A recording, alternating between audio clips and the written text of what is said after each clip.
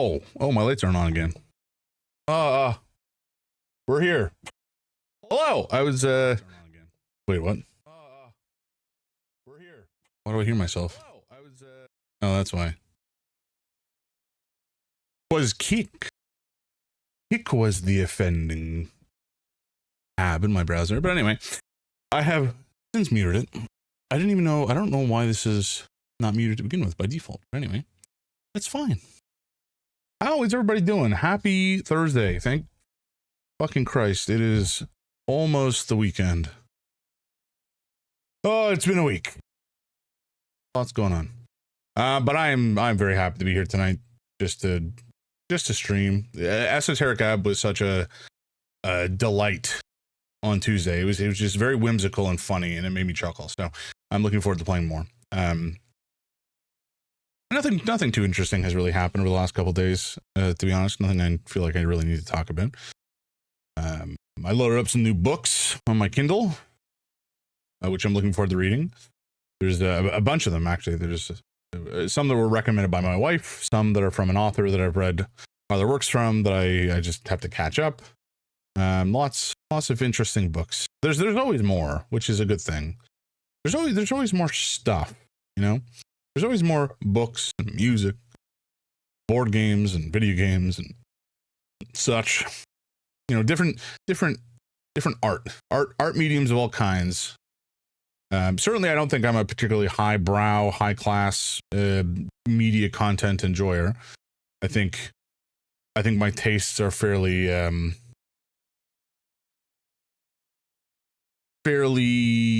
not generic necessarily, but like I'm not looking for something that I'm not always looking for something that takes a huge amount of my brain to ingest and understand and enjoy, right? Like, I think there's some very great novels out there that are excellent, but are also like non-trivial to consume. Like you have to engage your brain to comprehend what message the author is trying to express during consumption of that media content, whether it's a book or a TV show or a movie or a video game or whatever. And sometimes, like even for video games and board games, there's like you actually have to spend brain power to figure out what you're doing in the game and actually play it. Especially for a board game where you can do it wrong because it's nothing stopping you from moving physical piece to the wrong spot or what have you, or misunderstanding a card. Sometimes I just like something chill. Sometimes I like reading something that takes no brain power, and I could just kind of enjoy it for what it is, which is basically, the book version of popcorn or, junk food. But sometimes I feel like I need something more substantial, I want like the steak of books. How dare I? What did I do? Huh? How dare I? Oh, how dare I enjoy junk food? My cleric is not bad. Oh, that's just because you're playing him wrong. Wait, do you mean like bad as in morally bad, or bad as in like how do I word this? Ineffective. Because I was definitely meaning like more on the moral compass side as opposed to efficacy. They're a humble cleric of Urgathoa. Yeah. Wait, who's Urgathoa again? I'm not remembering. Are they the Chaos one? Or was that? No, that was Goddess of Gluttony, Undeath, Disease, and Cannibalism. Right. Yes. Gotcha. Well, I think, I guess depending on how they approach their work on the mortal plane, they're not necessarily ineffective. But, I mean, cleric is, you know what they say. Once a cleric, twice a villain. Yeah, somebody said that for sure. Don't quote me on it. All right. What are we doing today? Or what else did I want to say? I think I mentioned this the other day. I want to get into futzing around with music using virtual synth software, which I think would be a lot of fun. I was playing around with, although I was playing around on stream with a website that allows you to do that on Tuesday, and then I haven't had a chance since, but I do want to do that some more because it was interesting. We have an ongoing document from our current body count in terms of indirect deaths caused by disease, and it's in the hundreds for the campaign. Yeah, that sounds about right. I mean, I guess if you're doing your god's work, is that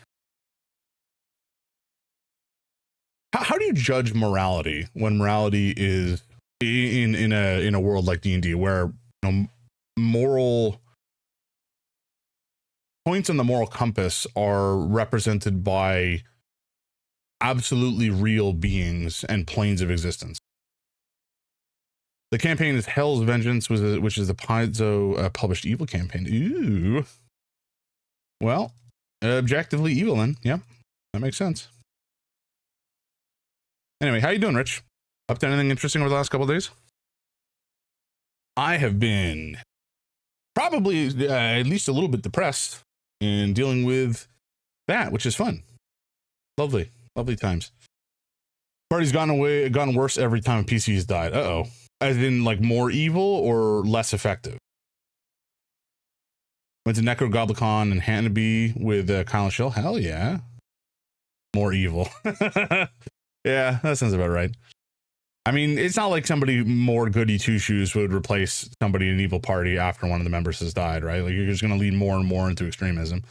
That makes sense to me. I can see it. Started as selfish, normal people. Oh, that's no fun. Where's the joy in that? They've nosedived into jaw-dropping evil. Very nice. Very double nice. What is the most evil act any single person or any single PC has committed thus far? I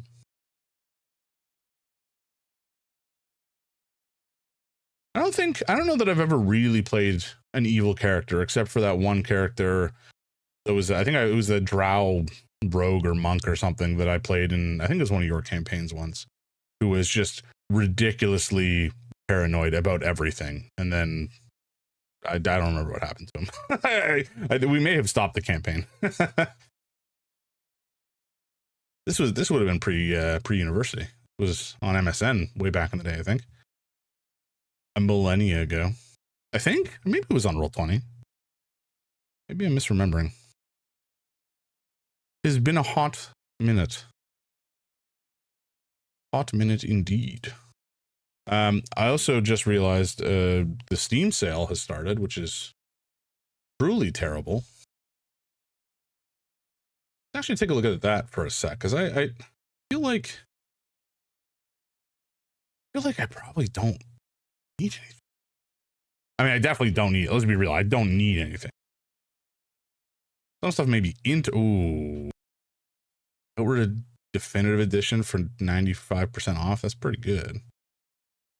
It isn't an interesting game. It's pretty wild and wacky.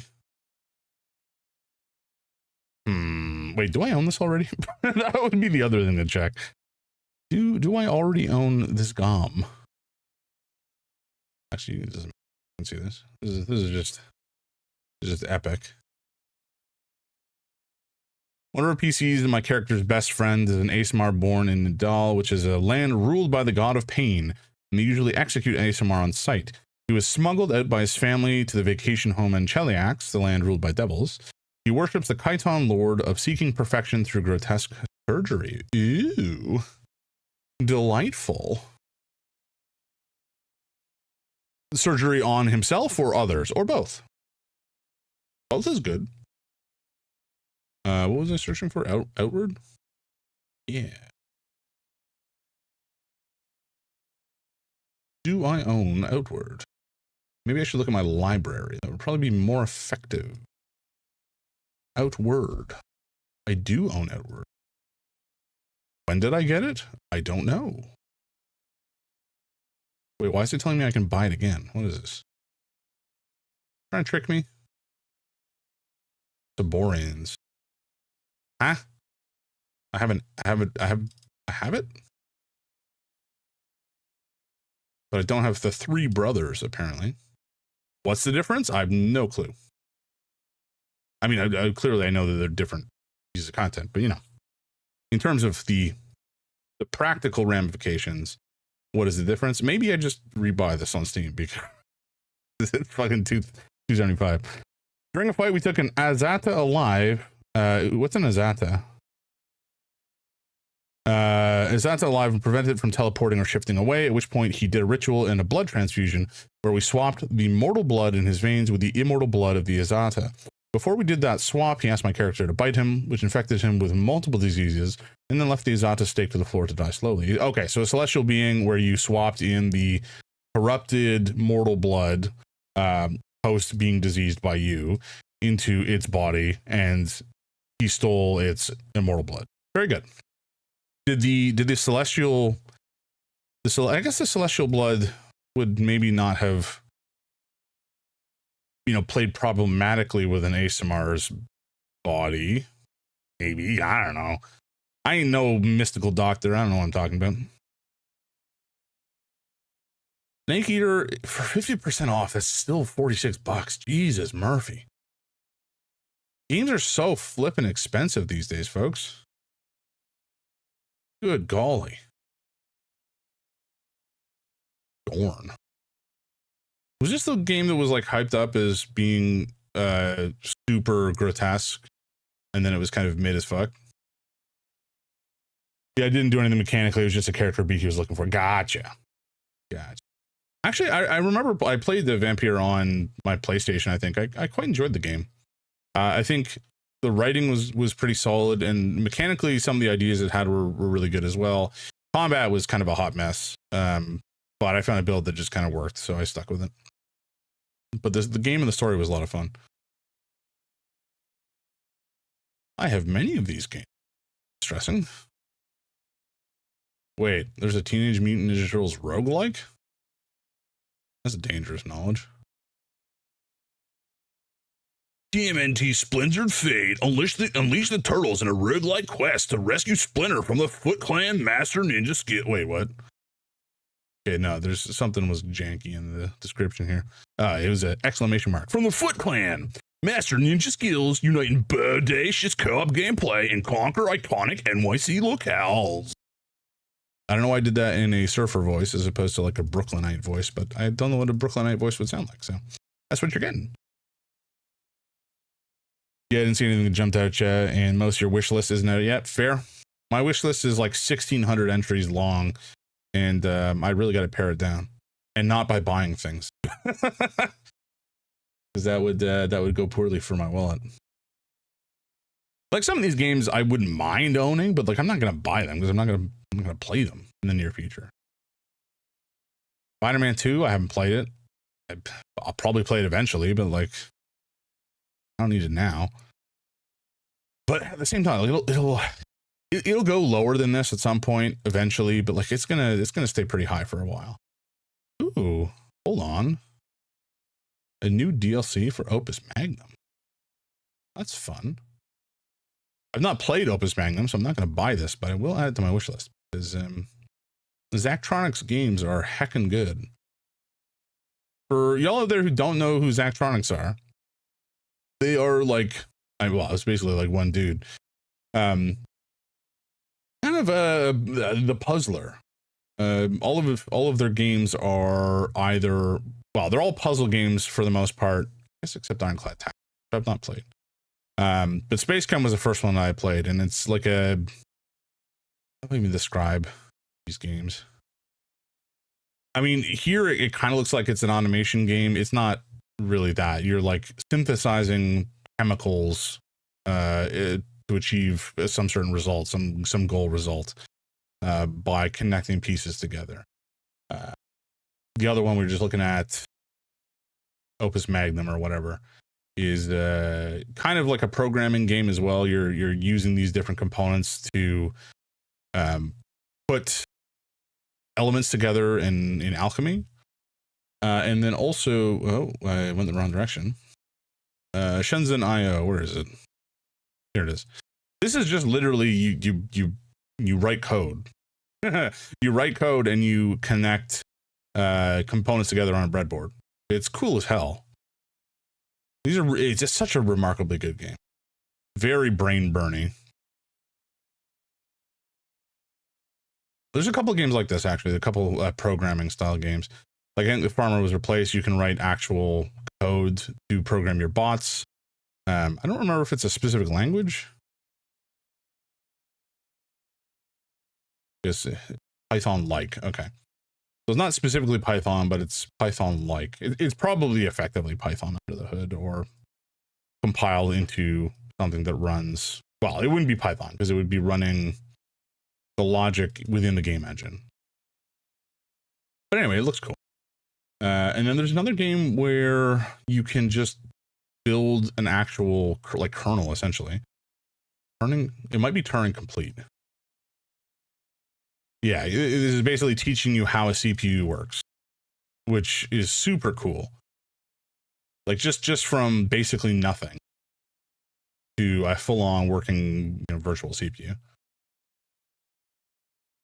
I got to play this at some point. I think anybody who doesn't like fully understand how a CPU works and is interested in this sort of thing would have a good time with it. You're essentially just putting together a whole bunch of logic gates and then ultimately probably writing an assembly language. Very cool.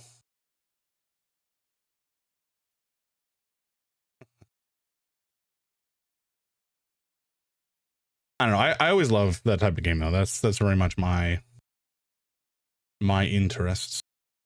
Given that I am a programmer by trade, I do not think it's for everyone, but it is for some people. I'll probably pick this up as well at some point, but I don't need it now. I'm not going to play it in the near future. God, this is one of the first PlayStation games I ever played, and what a good entry into that console. Such a goddamn good game, and really not written at all for children. I think there was a misconception even at the time that games were for kids and were written for kids, and some of them definitely were, but I think in particular this one was like a much more mature, complex storyline than you might get in your traditional Final Fantasy. It was a North American thing primarily. Yeah, exactly. Oh man, just seeing this is making me want to play it again.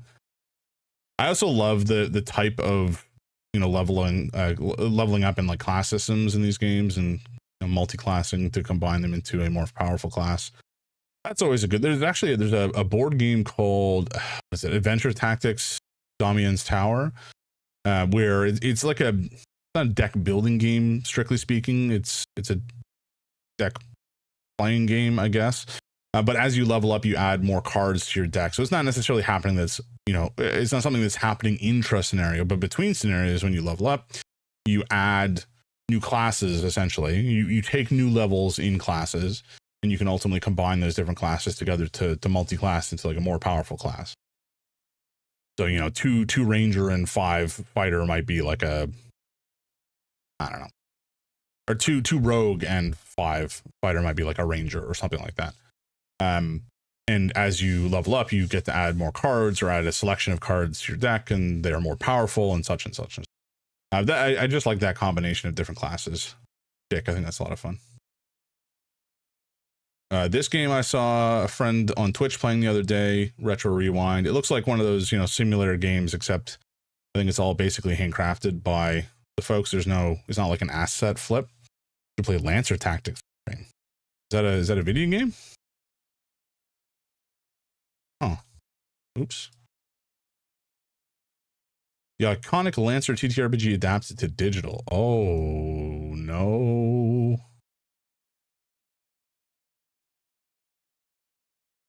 That's rad as hell. Play story-driven narrative campaigns, get right to battle and instant action, or build your own combats and campaigns. Oh, God. Why would you inform me of this?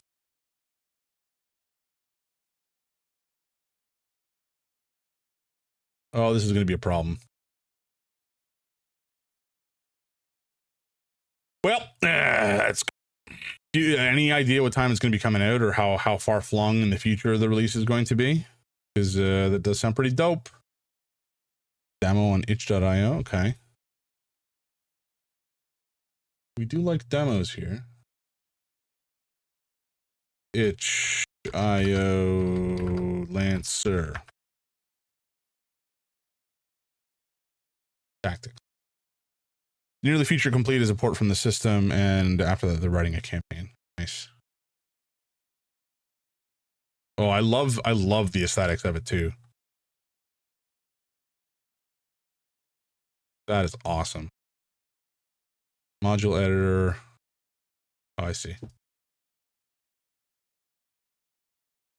Rest repairs tutorial map editor. Module editor campaign 1 and 2.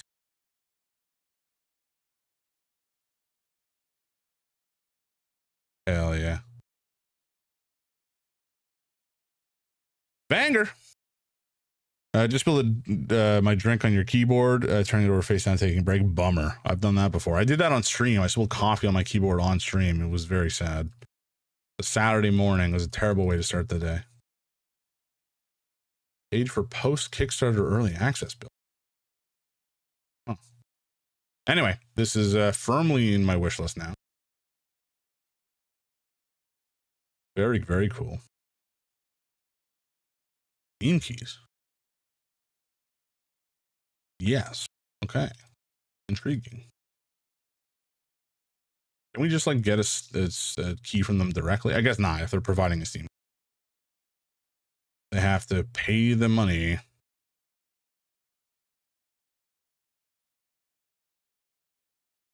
Provide going forward. Keep the price low. Have a second tier. Whatever they do, I'm supportive. A friend of mine spills things often enough that I recommend he start using sippy cups. I mean, hey, for some people, it's necessary. I do not have a sippy cup myself, but I do have this water bottle with the built-in straw, which I guess kind of is a sippy cup. Mostly it's just to let it drink more water, which I didn't really need help with, but you know, now I can carry it around more easily.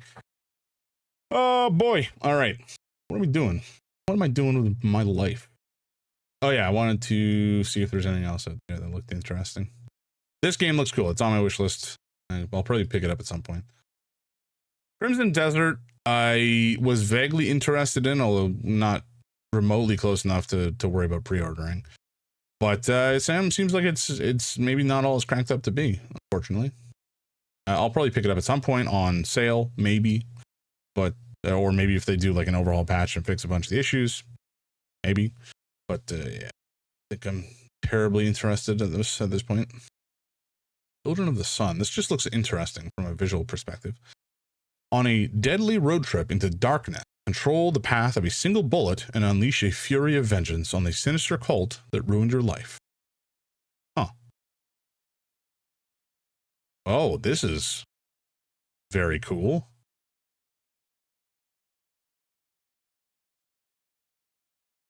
Huh. Is this early access? No, it's not early access. I'm so hesitant to pre-order anything now or buy anything on launch. Yeah, I agree with that statement. You know, the vast majority of what I buy these days is definitely not freshly launched games. The caveat to that is like there's so few caveats. There's some developers that I would buy pretty much anything from sight unseen, like Supergiant Games, the guys who do like, you know, Hades and Bastion and Transistor. I will buy anything they put out of this. They have never done me wrong yet, and so I will continue to take chances on them. Except I hardly think it's a chance given their track record.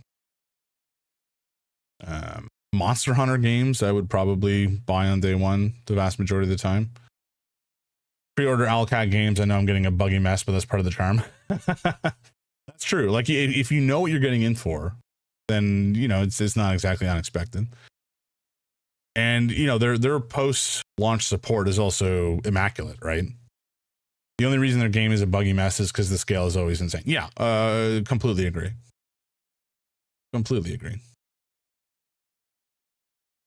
Okay, this game looks kind of awesome. How have I never heard of this? It's so stylish. The girl wages a one-woman war against the cult. Tactile third-person puzzle shooter. You can assume the control of one bullet, guiding it through increasingly complex and challenging levels to kill cultists, trigger traps, and reshape the environment. Damn. Okay, well, this is going on the wish list. I mean, it's a Devolver game. They're usually putting out pretty good stuff, I gotta say. Moroi. Like a hot dog for a second. Mixed? I don't have time for it. Plus, it lets me alpha and beta test their games. Yeah, exactly. I think that, again, there's like some small, not that Alcott is a small studio necessarily, but they're a smaller studio. And I like supporting smaller studios that are doing interesting things. This one actually had my interest, but I've heard that it's not amazing. Showed us the door bug. Find a bug, then report that bug, and then the game launches with that bug. That's the pipeline. I think Unbeatable was supposed to be quite good as well. But yeah, this one, unfortunately, it sounded quite interesting, but alas, it doesn't sound like it was really all that interesting at the end of the day. I do like a time loop tale, but this one, unfortunately, did not hit the mark. Because from what I've been told, it's actually fairly linear, which for like a time loop tale, that there's got to be, you know, if it's a time loop, lean into the time loop. It shouldn't necessarily be linear. You should be able to approach it however you want and have the loop react. I mean, obviously that's a much more complex game to design. But, you know, I think the most interesting thing of a time loop is learning how the game reacts to you interacting with it during the loop and then taking that meta knowledge forward with you into the next loop. And like you can, not that this happened, I was really hoping that Deathloop would be kind of more akin to that. But it was, again, also kind of a fairly linear plot. You didn't really have the ability to break out of the linear story beats that were presented to you because you had to do them in particular order. But like, I wish the idea of a game that is just a constant fixed loop, but where each, you know, interaction that you have within a loop will have predictable effects that you can repeat later. So, you know, you talk to somebody, you piss them off, and then they walk over to some other location. If you know that they end up in that location and start having a conversation with somebody else, you can go set up some sort of trap for them elsewhere or whatever. A gross oversimplification, but the idea of something like that is as interactive and immersive as that is really intriguing, but it's just so hard to pull off in a really compelling way.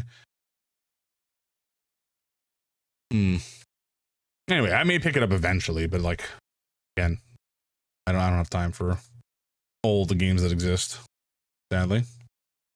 Wait, Maple Story and One Punch Man, huh? I don't know. Maple Story's a blast from the past. When's the Cultist Simulator stream? I think I have that game. Cultist Simulator, this one, right? I actually don't know anything about this game. The creator of Fallen London and Sunless Seas. Sunless Seas. Wasn't this guy kind of an asshole? No, I've never played it. I've heard it's good, but I've never played it. I don't really know anything about it other than there's cards. A lot of them. Holy shit. I don't know anything about the creators, but it's good. Gotcha. Yeah, I mean, Death of the author. Even if he's a shit, the game can still be good. Fulgentius. Pretty standard board. It kind of reminds me a little bit of Backlands. I don't know if it's remotely similar in terms of the actual mechanisms of the game, but just in terms of the presentation. Which this game is also a lot of fun. I don't think I ever played the DLC, or at least the new DLC. I think well, maybe I did play them. I don't know. Lovecrafting in the best way. Okay, well that goes. You know, as always, you say Lovecraft, I say give me that Lovecraft, baby. All right, let's get into the game, folks, because I want to. Esoteric Ebb. The man, the myth, the legend. Also a cleric, and therefore bad. Oh, hey, it just worked. That's convenient. Look at this man, this weird man who's definitely not a death incarnate or some such nonsense.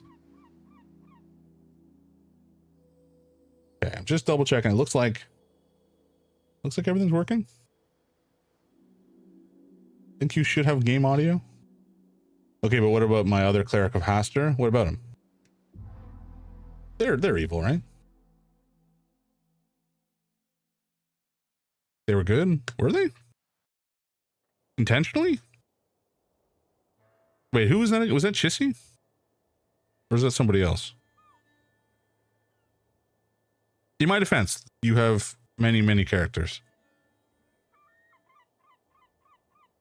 I never played with Nilly. Oh, okay, gotcha. Who was the cleric I did play with? The dreamer one. I guess that was probably Cthulhu. That was your patron or whatever, right? The one who painted stuff, painted horrific dreams. I played Nilly in one game and no other GM has ever okayed me playing Nilly again. Chissy wasn't a cleric, they were an oracle. Okay, gotcha. Okay, we have a bucket on our head and a dream in our pocket. And you can quote me on that because it makes sense. Go talk to this lady. Lady Kamar. Was she good? I don't think we got that information, unfortunately. Wait, can we just... No, we gotta rest first. Less choice in what they worship, just kind of given power and visions by Cthulhu and went loopy. Yeah, sounds about right. The hooded woman's cape flutters as an icy wind rushes through the Tolstad rise. Her eyes are locked with yours. They're back. Her eyes do not falter. She is challenging you and your manhood, or she's flirting. Ah, yes, she's one of those. A socially awkward person. Greetings. Hello. Hello. Her voice is emotionless and spoken from deep in her chest. Hello. The voice of a priestess. I am Kamar. I hail from the slopes of the mountain. She bows her head slowly. A human from Divinitorum? Which mountain? The mountain, stranger. I do not have much time to talk. I'm in service of the ambassador. As you can imagine, I'm not here to socialize. Why are you staring at me so much? Is that a bad thing to do in the city? I mean, not if you have a good reason. What reason?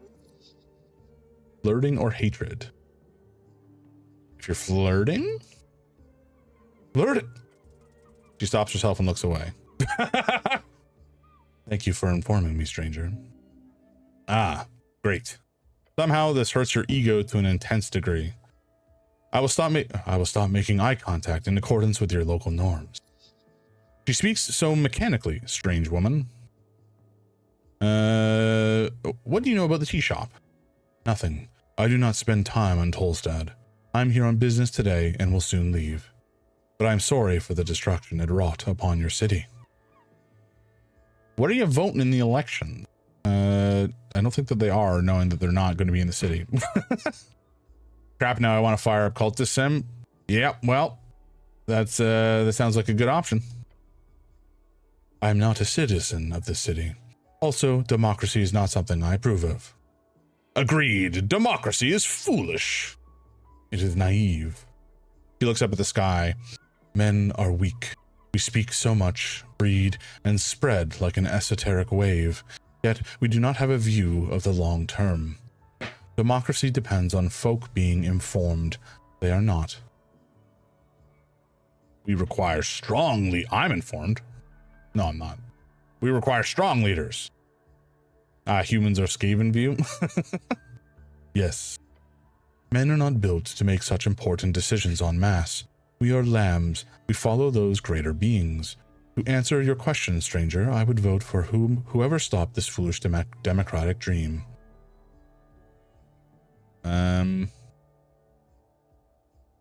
I agree with you, which is why I'm voting for the party of Norvik.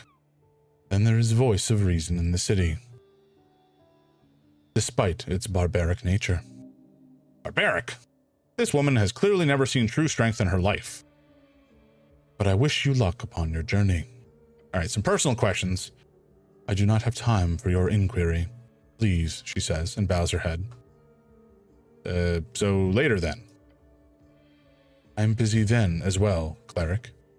The golden outreach does not cease. Never. All right. Well, see ya. Okay, let's head back down this way, because I think this is where we were supposed to go. And we've just kind of been wandering. Which, you know, I'm okay with. Oh, is this the tea shop? Have I somehow wandered my way over to the actual site of the investigation? Because that's kind of funny.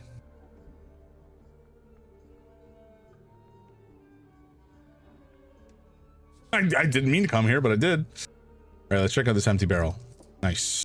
I love it when it's empty. Door locked. Sleeping for service. Come back after midnight-ish. Wait, there's bicycles in the city? Hello? A bike line. One bike stands out to you. Okay. Talk to the bike. A handful of bicycles are stationed at the local rack. Bicycle. Useful for traversing long distances with ease and speed. Used by common workers all around Norvik. Seen as a poor man's way of travel in the countryside. Bicycle. A form of transport built upon the strength of your own two legs. True men race through the city streets to find their destiny. Bicycle. Famously used by free striders during the early revolution to escape the magocratic forces. Now a symbol of many free cities and reads, bicycle. Bikes are nice. Not a lot of bikes. The usual commuters are probably too scared to head past the tea shop. This particular bike is yours. Ooh. I have a bike.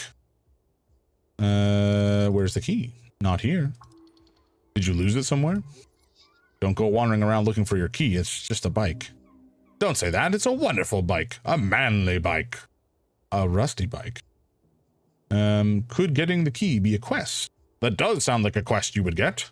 Find the missing key. The mystery of the bike key. Something like that would be perfect. Hold on. When exactly did I come to Tolstad? On the 21st of March evening. Then you fell. The pain, sudden and striking. Was I alone? No. A shove in the dark, swift and deadly.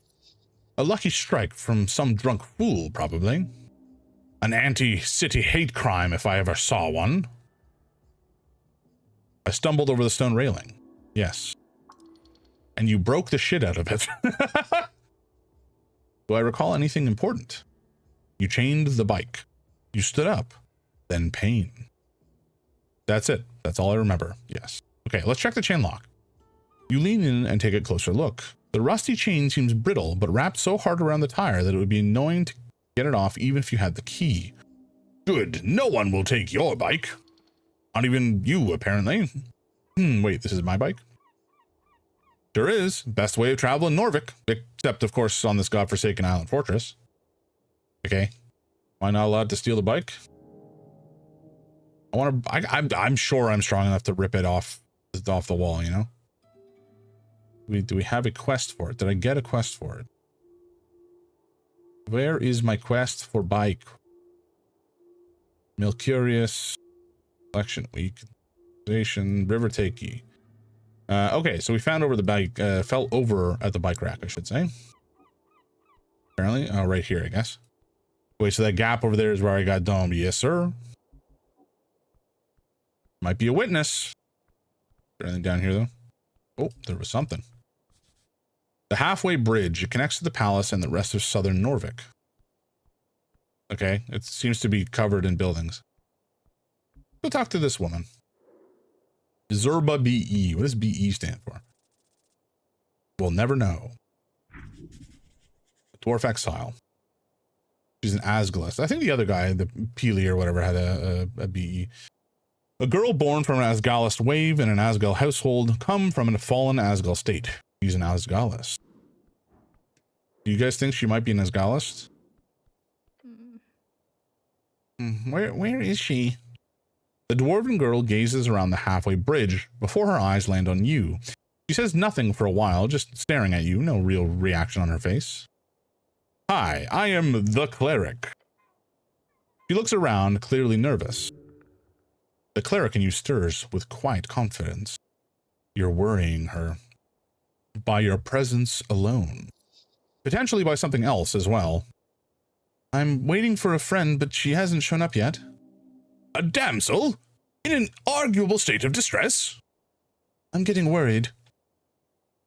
I can help you with that. Get excited about a potential yet very minor quest. Yes, sir? Oh, okay. She fidgets with her hands and clears her throat. She has glasses. She wears a green coat. She's a human, but not that much taller than me. We were supposed to meet up here, but she hasn't shown up yet. I'll go and look for your friend with the glasses. Thanks. I don't spend much time on Tolstad alone, so I'm a bit lost. So thanks. Nod and leave. All right, a new quest. Not an official one, but I'll take it.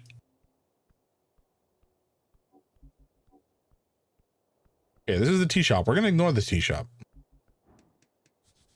Because that's where we're supposed to go, and we can't have that.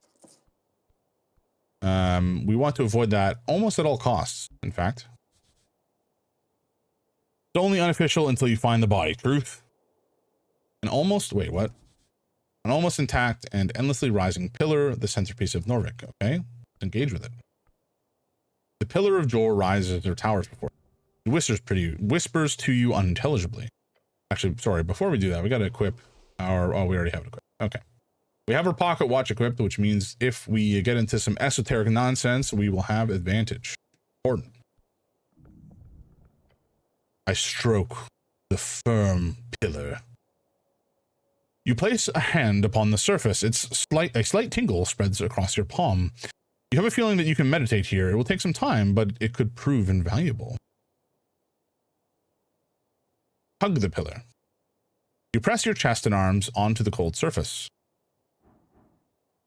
I have hugged the pillar. I mean, I guess. Yeah, I think we nailed it. You close your eyes. You shape your mind into an arrow, shooting it out towards the esoteric force. Find the rhythm to Jor's realm. Hear his voice. The cold rock of the pillar turns warm in your palm. You've marked it with your spirit. Marked it? What? You're unsure. But you feel like there are more spots you need to investigate. Feel. Warm. And deep. It goes deep down and far up. All right. You lift your hand from the surface and you are able to see normally once more, but you feel like you've learned something. You must keep looking. Soon the pillar's secret will be revealed. You understood plainly there is more to this pillar you need to investigate. And in time and further below. Okay. Cool. Coolio. Oh my god, this place is huge. Wait, is that a person? No. Okay. I thought there was somebody in there for a sec. We'll take the trash. You reach into the bin and pull out a somewhat intact cardamom treat. No, do not. You did just... Let me get this clear. You find yourself out on Pillar Road. You see a cardamom treat in the bin. It's been there for God knows how long, and you think to yourself, what the hells? I'll just eat some trash. No, no, no, no. You're not eating from the fucking trash. It is done. You're too late. Listen, man, maybe you don't know exactly what's going on here in this world of ours, but you don't need to lower yourself this way. Correct. A man does not consume garbage. Unless it's very tasty garbage. And a lovely little treat. Rationalize eating trash. How are you going to do that exactly? Cardamom et gotte de... Hold on. Let's clear things. Let's clear this up a bit. This cardamom treat, was it in the garbage or above the garbage? Above the rim? Oh yeah? Sure about that, sport? Of course, I promise. And you weren't just diving with your entire arm into the trash bin? It was hovering like an angel. Truly a miracle. Will I ever recover from this? Sorry to say, but you've officially crossed the line dividing man from bum. You are now a bum. That's fine. Does it fall into... I guess not. Well, we're gonna eat it. Lovely, lovely trash. Arn Kiosk Kid. Victory. Sweet, sweet victory. Sweet. Wow. Biffed it. Kid's working his ass off, getting that bread. He must be doing that optional weekend school. Classic. All right, kid, what do you got for me? Huh? Hello there, sir. The kid behind the counter taps a pile of newspapers. You a postie? Postie, a reader of the Norvikian Post. Nickname for someone who reads the Norvikian Post. Is that not the same thing? Nickname for someone who reads. Okay, whatever. The fuck did you just call me? What? Do you read the... I'm asking? Post is a respectable magazine. A postie is a good nickname. The kid looks distraught. Never mind. Welcome to the Pillar Kiosk. How can I help you today, sir? Do you want to buy something?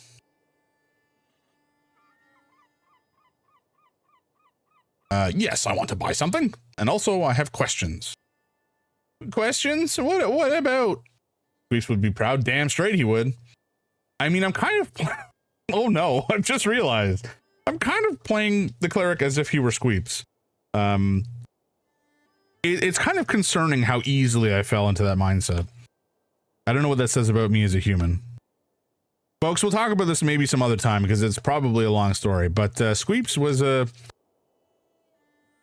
infamous, shall we say, character that I played in a Pathfinder campaign long time ago. He was, technically speaking, human. But human comes with a huge set of air quotes. Not in the real sense, but in the, like, approach to existence sense. He was certainly born to human parents, originally. But he went wrong somewhere. And it never really fixed itself. He was great, though. He was basically... by the end of the campaign, he was basically Goku from Dragon Ball Z in terms of his ability to leap around through the air and, like, punch dragons to death in a single hit.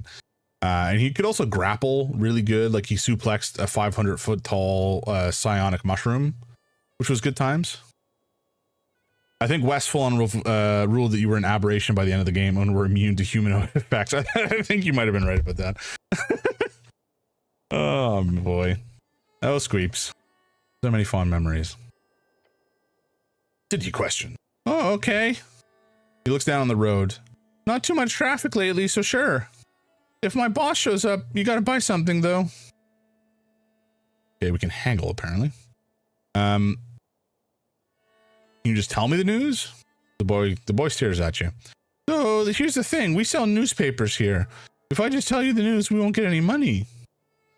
We? Are you a partial owner in this business? No.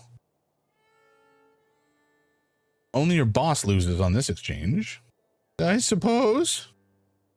Let's fuck them together, you and me. Arn stares at your outstretched hand. He glances back and forth for a moment before a smile spreads on his face. Yeah, fuck them. Arn grabs your hand and shakes it. You manipulated this kid like it was a pile of wet clay. Good kid. Now about the news. Right. The kid grabs a copy of the Post and starts reading. Sad. Would have been more fun if you grabbed news in Norvik. That one's mostly rumors and sensationalist bullshit. It's great. Election week. 5 parties above exclusion limit. Polling shows that the Nationalists ahead by 40%. At 40%. The Free Striders and Asgalis being behind at 20 each. The Arcanists and Agrarians are holding out just above the limit at around 5% each. These polls are mainly done in rich areas, you know, the human ones. Good, the city stands strong. The party of Norvik still won't comment on the missing paladin. This Gorm Skaldman fellow has been gone for months at this point, but here's the drama. He was last spotted heading down into the city below. Maybe he's stuck fighting undead or something. Or maybe he's dead, you know, after having fought some undead, or whatever. Neglecting his duties for the party? A disgrace. He stares at the bottom of the page. Apparently, the party of Norvik is going to hold the election without him on the official list of members. The Lord Patriarch Akasem cannot be reached for comment, it says. Akasem is the Lord Patriarch of Norvik, the supposed face of the Nationalist Party, but due to his withdrawn behavior, most of the campaigning is done by the magistrates. Ah, so Food Lord Trollmord will now head the list, and Coin Lord Darrow will be number 2. I wonder how that'll go. Too bad for Lord Gorm, unless he's found before the actual election day, of course. Lord Gorm is the last anointed paladin of Earth, one of the original faces of the party of Norvik. He went missing months ago, and many believe he has abandoned his post. If you're heading down to the city below, you should look for him. Yes, I should. I will find this legendary paladin. Nice. Anyway, he mutters and turns the page. As Gaullist rallies held all over the city, there's an op-ed about how the chant is being printed illegally and needs to be stopped. If anyone knows the location of the printers used in producing the chant, please inform your nearest Free Strider office immediately. You don't sell the chant here, do you? No, sir. No legal papers here. He turns the page. The Agrarian Party has lost almost the entire working class vote. Over half the city guilds are giving official support to the Green cause. The workers vote in their own interest. How surprising. The other half is bought. The other half is bought by the Free Striders. Yeah, the Agrarian Party seems to be out of the race, more or less, along with the Arcane Circle and the Conservational Lobby. The Arcane Circle, a tiny political party seeking a return to the Arcanist rule and magocracy. The treaty is a joke, mostly, but there are a handful of wizards and noblemen who support it still. So now it's a three-way tie. From what I can tell, the latest poll shows 36% to the party of Norvik, 20% to the Revolutionary Free Striders Party, 24% to the Asgol Workers Party. The Nationalists are in the lead, eh? Good to hear. The kid starts flipping them through the rest of the pages. Right. That's it, I guess, but, interesting. What? No, I just realized there's no mention of the tea shop yet. Guess they're keeping it out of the news cycle. Who is?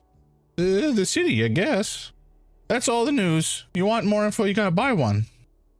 What do you know about the tea shop? Except that it exploded? Stare at him. I was here, you know. I saw it with my own 2 eyes. I heard it too. I definitely heard it. Walk me through it. Okay. Jellyfish, how you doing? Been lurking, getting ready to go see a show. Hell yeah. What show are you seeing? This game is so funny. It's awesome. I love it. It's kind of like Disco Elysium. It's, you know, it's an RPG, a CRPG, I guess. But just like the way that it reacts and the writing, the way it reacts to your decisions and the writing and the way that your stats speak to you, depending on how, you know, high they are, it's just like a really fun package. I super enjoy it. Why? Okay, Jelly, you never show up in my list of names that I can actually write against here, which is super weird. I do it manually and it should work, but I'm constantly befuddled because you were such a sweet person and you deserve being shouted out at. They just know I'm a lurker in the shadow. Read you mentioning that in MKT's channel. Yeah, exactly. Oh, of course. I mean, you absolutely deserve it. Everybody, Jellyfish Vibes is a super sweet person. She streams, I don't actually know what your schedule is exactly, but lots of like chill games. Oh my god, my brain. Cult of the Lamb in co-op with another person. You have no schedule. Oh well, that'll do it. Date Everything has been a joy to watch. Oh golly, I don't remember the name of that chill MMO game that you were talking about the other day. Something about skies, perhaps. But anyway, it's always just like a nice chill vibe, and you get to hang out and just chat with Jelly. She's lovely. Okay. I set up the kiosk at dawn. By noon, the morning rush had calmed down. I remember the bike rack was full. Water lane workers mostly commute on the new bridge in Flotilla, but the halfway bridge does see a fair share of bikers every day and night. Also, no dead in the streets. That too, sure. Dream when the heart allows it, yeah. I try to stick to consistent like Tuesday, Thursday, Saturday morning, but sometimes I want to stream other days and I have to like hold myself back because I got other stuff to do. And then other times, like, I don't want to just take a break one night and like, nah, I gotta do this, which is maybe not the healthiest thing. I should give myself, I should have the flexibility and the freedom to choose when to change my schedule if I need to. I think I'll get there. I hid in the back. I thought it was, attack. How loud was it? Super loud and shaky too. I almost fell over. What about the fire? I felt the heat even all the way over here. It was like... He gestures a large sphere for you. Really weird fire. Then he mutters, shrinking the size of his imagined sphere. Weird? Gone in an instant. Weird fire? Yeah, it was like... look, it's gonna sound really weird. Lean in and say, I like weird. It was blue. Only for a split second. When I looked again, the whole building was on fire, but it was like normal looking fire. So I might have just imagined it. Sounds like maybe a fireball? The spell? Maybe? By a wizard? Perhaps? Yeah, I've never been good with a stream schedule, but I do try to cram in a few streams a week. You know how life be. Oh, baby, do I. Do I ever. But you know what? Whatever works for you is great for me, and I'm happy to see you every time I see the notification come in. Did the fire speak to you? Like a conversation? Yes, like right now. No? I don't know. I don't know what that would be like. Do you see anybody suspicious? Not really. Just the normal types. A goblin was arguing with a human by the temple. Some mild shouting about some business thing. Otherwise, pretty dead around here. Pretty dead around noon here, usually. Anything else you noticed? Yeah, sure. I did see Mr. Drummer. He's the owner of the tea shop. My former tea shop. Usually the tea shop opens on the afternoon on work days. So it's not weird to see him walking all day. Chatty fellow, buys a lot of newspapers. Where was he going? I don't know. I saw him leaving the tea shop right before noon. Right before noon? Yeah. Right before the massive explosion occurred. The kid clicks his tongue. When you put it that way. Look, I don't know where Mr. Drummer is or where he went. Just saw him rushing down the stairs, guessing he headed for Water Lane like everyone does. Did anyone else enter or leave the tea shop? No, just Mr. Drummer, he says, confidence in his voice. It was a boring day, so I pretty much just people watched all morning. Mr. Drummer was the only one I saw leaving the tea shop all day. Well, until the explosion. Did you see him enter? Actually, no. I never saw him enter that morning, so I guess he must have slept there or entered before dawn. And no one else entered all morning? Not a soul. Usually not too many people there in the morning, or forenoon, really. Forenoon, that's a good word. I like that. People should say that more often. Feel very Norvegian. Yeah? I saw it in that Asgol newspaper once. They were using dwarfish words like that, though my brother doesn't want me reading those copper papers. Don't read that slop. Read city-approved articles only. The kid nods along. Anyway, about the tea shop owner. To quote some of my friends who make a living at this, sometimes you gotta stick to the schedule even when you don't want to, like a 9 to 5. Yeah, for sure. I mean, I'm fortuitous enough to, well, maybe not fortuitous enough. I don't do this for a living, which is, on the one hand, it's nice that there's no stakes involved. On the other hand, it would be nice to make a living streaming because it certainly is, at this point in my life, more interesting than my day-to-day job. But, you know, if you turn streaming, into your job, well, it becomes a different prospect, you know? When you add stakes to it and when you add, you know, the financial dependence on it, well, it becomes more stressful, I'm sure. You can become a lot more concerned with the numbers. That's, I'm sure, the case. Did drummer act strange when he left? Just in a hurry, maybe? I saw him shuffle towards the stairs to Circle Square, probably heading down to Water Lane. Why Water Lane?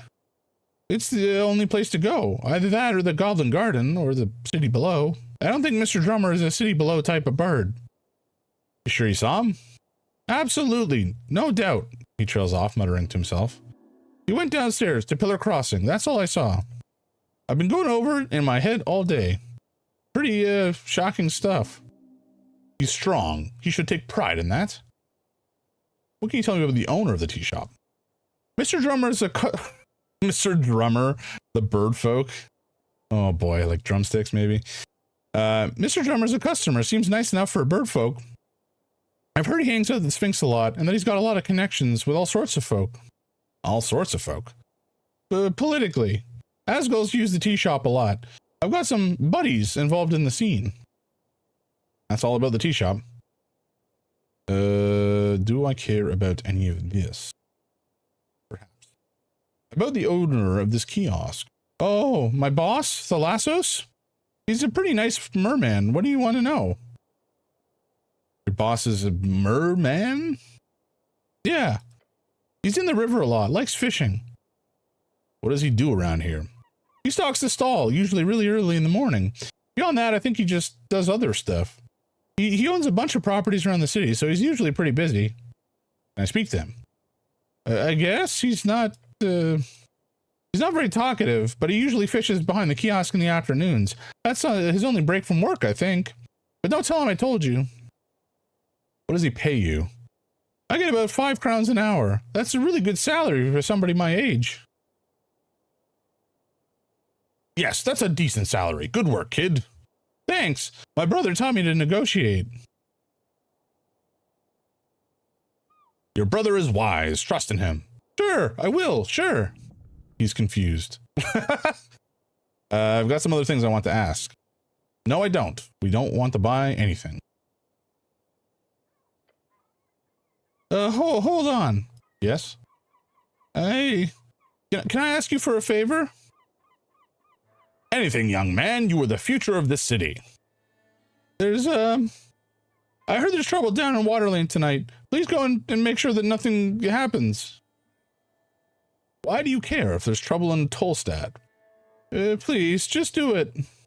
Okay. I'll consider it. If I don't forget, which is very possible.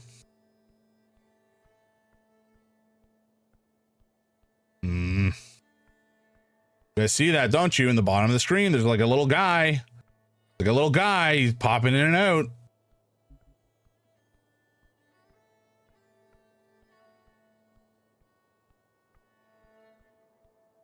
There's a little guy. There's a little guy. You can see him. I'm not crazy. Like a little guy, a little gremlin man, or a gnome boy. One of those the little pine cone guys. Okay, I know I'm not crazy. I can see him. I saw him. I believe. Created something in it. Let's take it. Ah, Shard of Jor, delightful. Ooh, an apple. Can I get over there though? I can. All right. Ooh, a cardamom treat. More snacks for me. A greasy satchel. Delightful. Oily instructions. Okay, what is this? A page of hard-to-read text titled A Gnome's Starter Guide to Esoteric Memorization. You hold up the paper, finding it to be actually a torn-out page of a book. The name in the margin suggests the book is called A Gnome's Starter Guide to Esoteric Memorization. Read it. The first step to understanding esoteric memorization is understanding the underlying powers at play. Jor's strings stretch from his coast, invisible to the eye, yet connected to all things living and dead. A spell is simply a set of rules you must follow in order to manipulate those strings into an esoteric effect. Yet, those rules are themselves esoteric in nature. As such, most wizards will find it impossible to remember more than a handful of spells at a time. Keep reading. This is the big divide between cantrips and actual spells, as cantrips are both easy to remember and will not consume a spell slot. Spell slots are the common representation of how many spells of each spell level a caster is able to perform without rest. As a gnome, you are naturally gifted in the art of illusion magic. Other schools will be more difficult to memorize. A suggested harmless spell to use in training is the first level spell Grease. To increase your chances at memorization, attempt to cast it at least 2 times per day.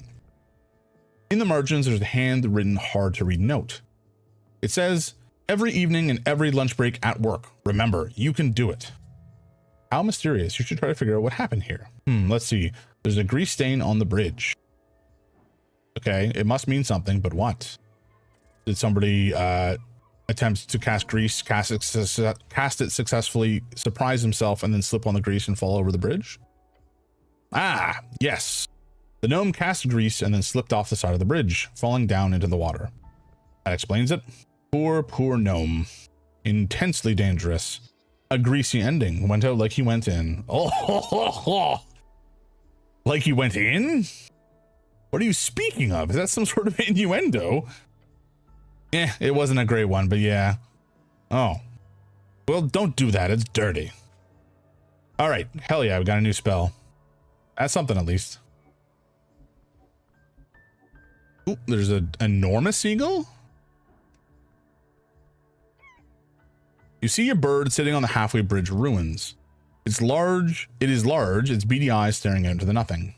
Greetings, servant of the river. The bird does not appear to react to you. Pet the birdie. As you reach forth, the gull doesn't seem to react until it snaps at your fingers. The pinch of pain. I want to keep petting the bird. Are you sure? This doesn't seem too smart. Well, we are very stupid.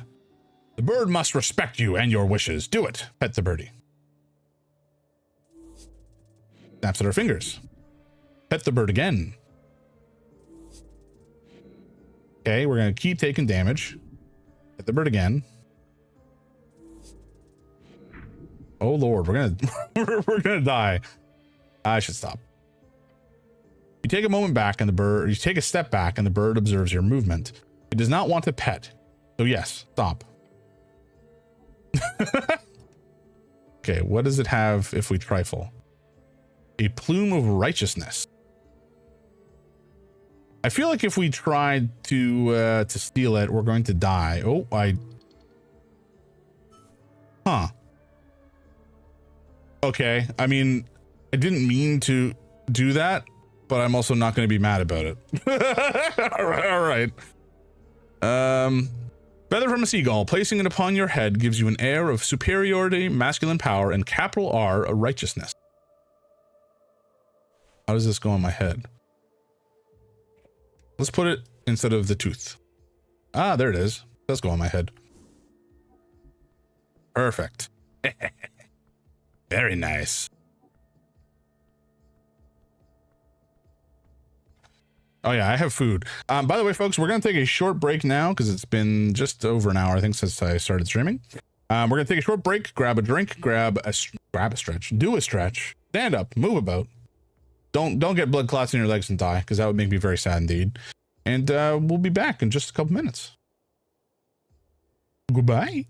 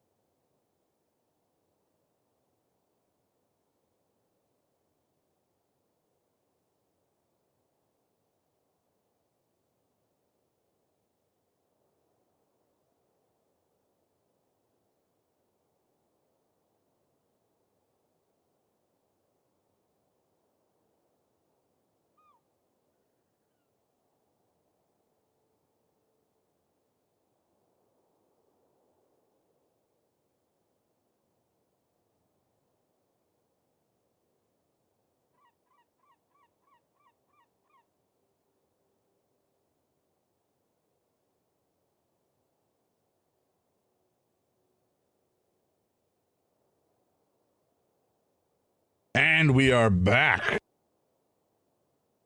Mostly. There we go. Now we're fully back. All right. I have a beverage. I've consumed some sustenance. I'm in a good spot now. Continue. Good. How's everybody doing tonight? What are you guys up to? Besides hanging out and watching me, you know? I make no assumptions that I'm main monitor content. This is just like, you're hanging out for the vibes, if anything, right? What are y'all doing? What's up? You guys have a good day? Anything interesting happen? These are the things that I think about sometimes. The little man who keeps haunting me. All right. What does Grease do for me? Watch several video essays while combating depression. I feel that. I'm sorry to hear that, but I hope you're doing okay, man. What were the video essays on?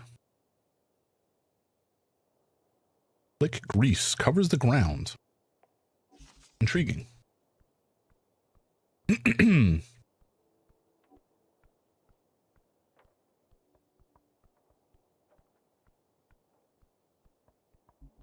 All right, let's head down this way.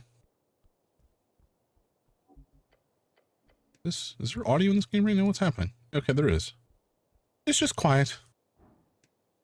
Oh yeah, we never actually talked to this dude. Braxo Pencilwing. You raise your head towards the sky. Above you sits a tiny red creature. His wings flutter faintly in the wind. He's just a little guy with wings, reading his little newspaper. The fiend throws a quick glance your way. He's annoyed.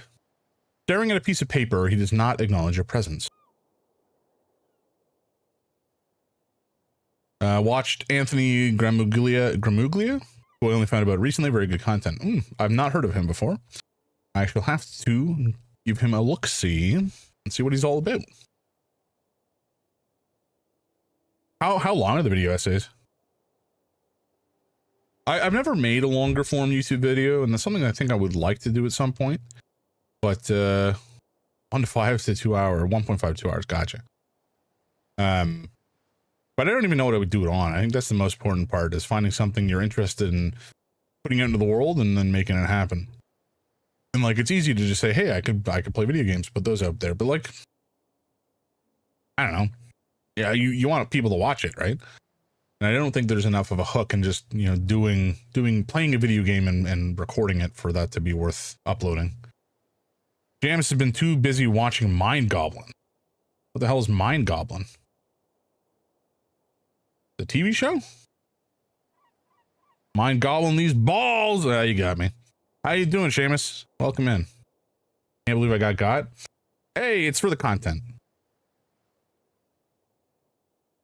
I will get got any day of the week if it makes y'all chuckle and point and laugh at the funny man getting got. Hey, little guy, why aren't you on my shoulder? I feel like this is gonna end poorly for me. Honey, I've never heard that before. You're so original. Wait, he says, leaning in to get a good look at you. Earthguard? A cleric? What the hell's you doing here? That reaction. Your presence is uncommon. Divine mission, the usual. Very well, I won't get in your way. I, for one, am very happy for your presence.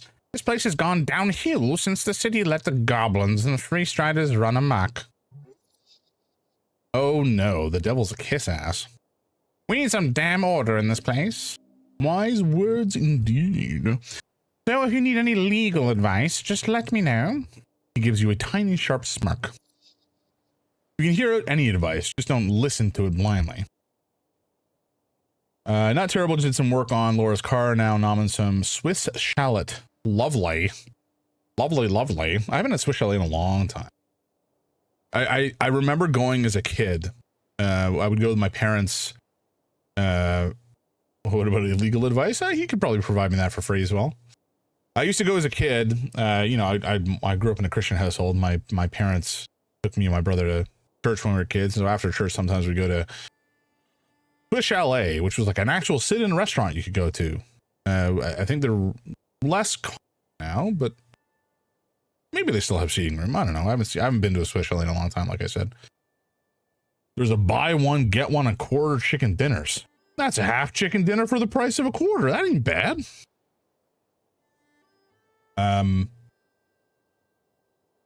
That's technically not true, I'm sure. I'm sure the price is a little different. But anyway, I distinctly remember a couple things about going to Swiss chalet as a child. One, we would order Shirley Temples for drinks. And my brother and I would both get one, and they would come with like a little sword-shaped skewer for the cherry and the orange. And we would fight each other with them and often end up stabbing each other with them. So that was fun. The other thing I remember is at the end of the meal, you would get, I guess the waiter would bring over like a treasure box, and you'd be able to pick out a little thing from the treasure box. I don't suspect that they still have that. Sword cocktail skewers are peak, damn straight. I got a couple of them myself, although they're not plastic, they're metal. That's the main thing that I remember. I think there was also a golden griddle or something next door that I was always curious about, but we never went into. And then, I stopped going to church because it's just not my bag. And I don't know. Swiss chalet doesn't hit the same. There is actually one fairly close to where I live now. Which maybe it's like an easy weeknight order and dinner situation or pick up dinner situation. I just made a shitload of butter chicken the other day, so we're still eating that. Mixing a bunch of peas and some chickpeas and chicken, so it's quite a hearty curry. Very delectable, nice and thick. Flavorful. Actually, it's got a little bit more kick to it than you'd normally expect. I've had butter chickens in the past that are like almost kind of sweet and don't have that much spice to them. This is definitely kind of less sweet, more kick, which I prefer myself. It's I find the standard butter chicken you can get sometimes just to be too sweet and not interesting enough. Like, it's just so basic. I like chicken madras or chicken korma is good, although also kind of on the more basic side. Like a lamb rogan josh is good. A vindaloo has obviously got a big kick to it, but a goat vindaloo, oof, good stuff. Is good stuff. I love Indian food, man. It's got so much flavor and so much variety. I mean, India obviously is a fucking massive country, and the culinary scope or gradient or whatever of India as a country is enormous. Same with China. Give me 200 pounds of garlic naan. Hell yeah. Em doesn't like garlic naan, actually. She just prefers basic, straight butter naan, which is fine, but I'm all about that garlic naan myself. Yeah. It's just like, if you compare the culinary scope of India or China versus like the UK, obviously a much smaller place, or Canada, in terms of native cuisine, we're pretty one or two. No, there's not. What will we even have? Like, we got female bacon, we got maybe beaver tails. I don't know if you could really truly consider that ours. Poutine. What else do we got? I mean, maple syrup, I suppose. But that just goes on stuff. It's not like a cuisine. Canadian cuisine is basically just combining everything else as cuisine. Yeah, exactly. Like, we just have a lot of folks come to the country and then bring their food with them, which I ain't going to complain about, because it means that, Toronto as a city is a remarkably good food city.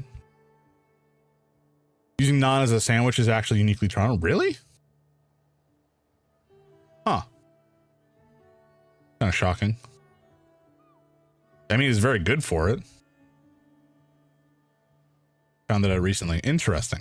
My mom used to do, we would go to the cottage and she would bring like, naan that she got from Costco or whatever, and do like these flatbread pizzas on the grill, which were always very, very tasty.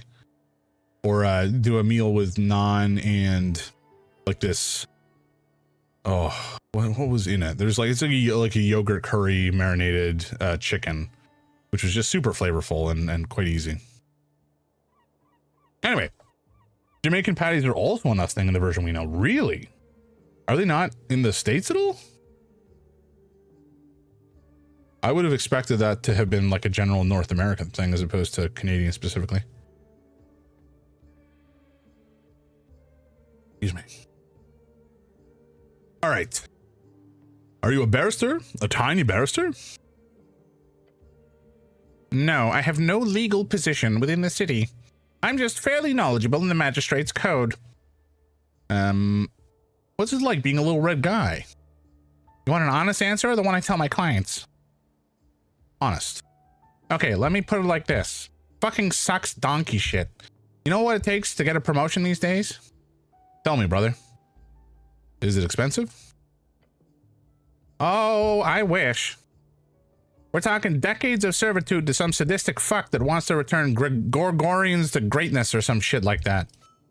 And then after risking your life and humiliating yourself, there's a chance this fucking guy will put you in the effort of promotion.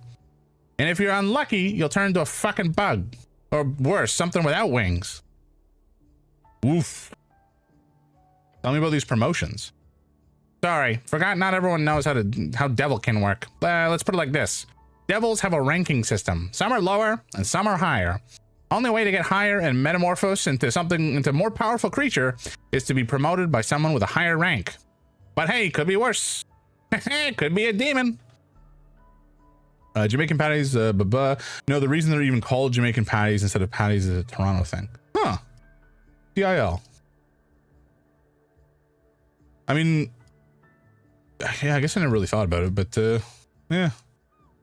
I do like them. They're tasty when they're done good. They can also be like dog food filled pieces of cardboard if they're not good. But I've had really good ones.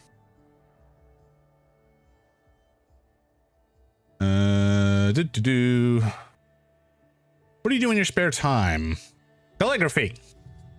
He likes drawing. How quaint. A true man knows the value of lettering. Oh, and I do love me some reading. Gaining access to the Darwinian Library changed my life. Darwinian Library, the largest public library in Norvik. You spent many years in your youth inside these stony walls. So what type of work do you do? If you love what you do, you will never work a day in your life, he says and smirks. Agreed. I love being a cleric of Norvik. Good, you should. It's a very honorable position to uphold the law. Now, me, I do scribbling most days. Got some connections within the palace, and believe me, phew, that's gotten me through some tough times. See, whenever some rich asshole needs a legal draft in a hurry, who do they send for? The guy with the wings, that's who. Honorable. Always on call, For sure, but I get around quick. What are you voting in the upcoming election? What am I voting for? Same as you, the little devil says with a laugh. The good guys. The Party of Norvik. Got it. Oh, you know it. The only good choice. Anyway, you wanted something else? I'm done. He throws up his little arms in the air. It's over? By the gods. So dramatic. I love the little guy.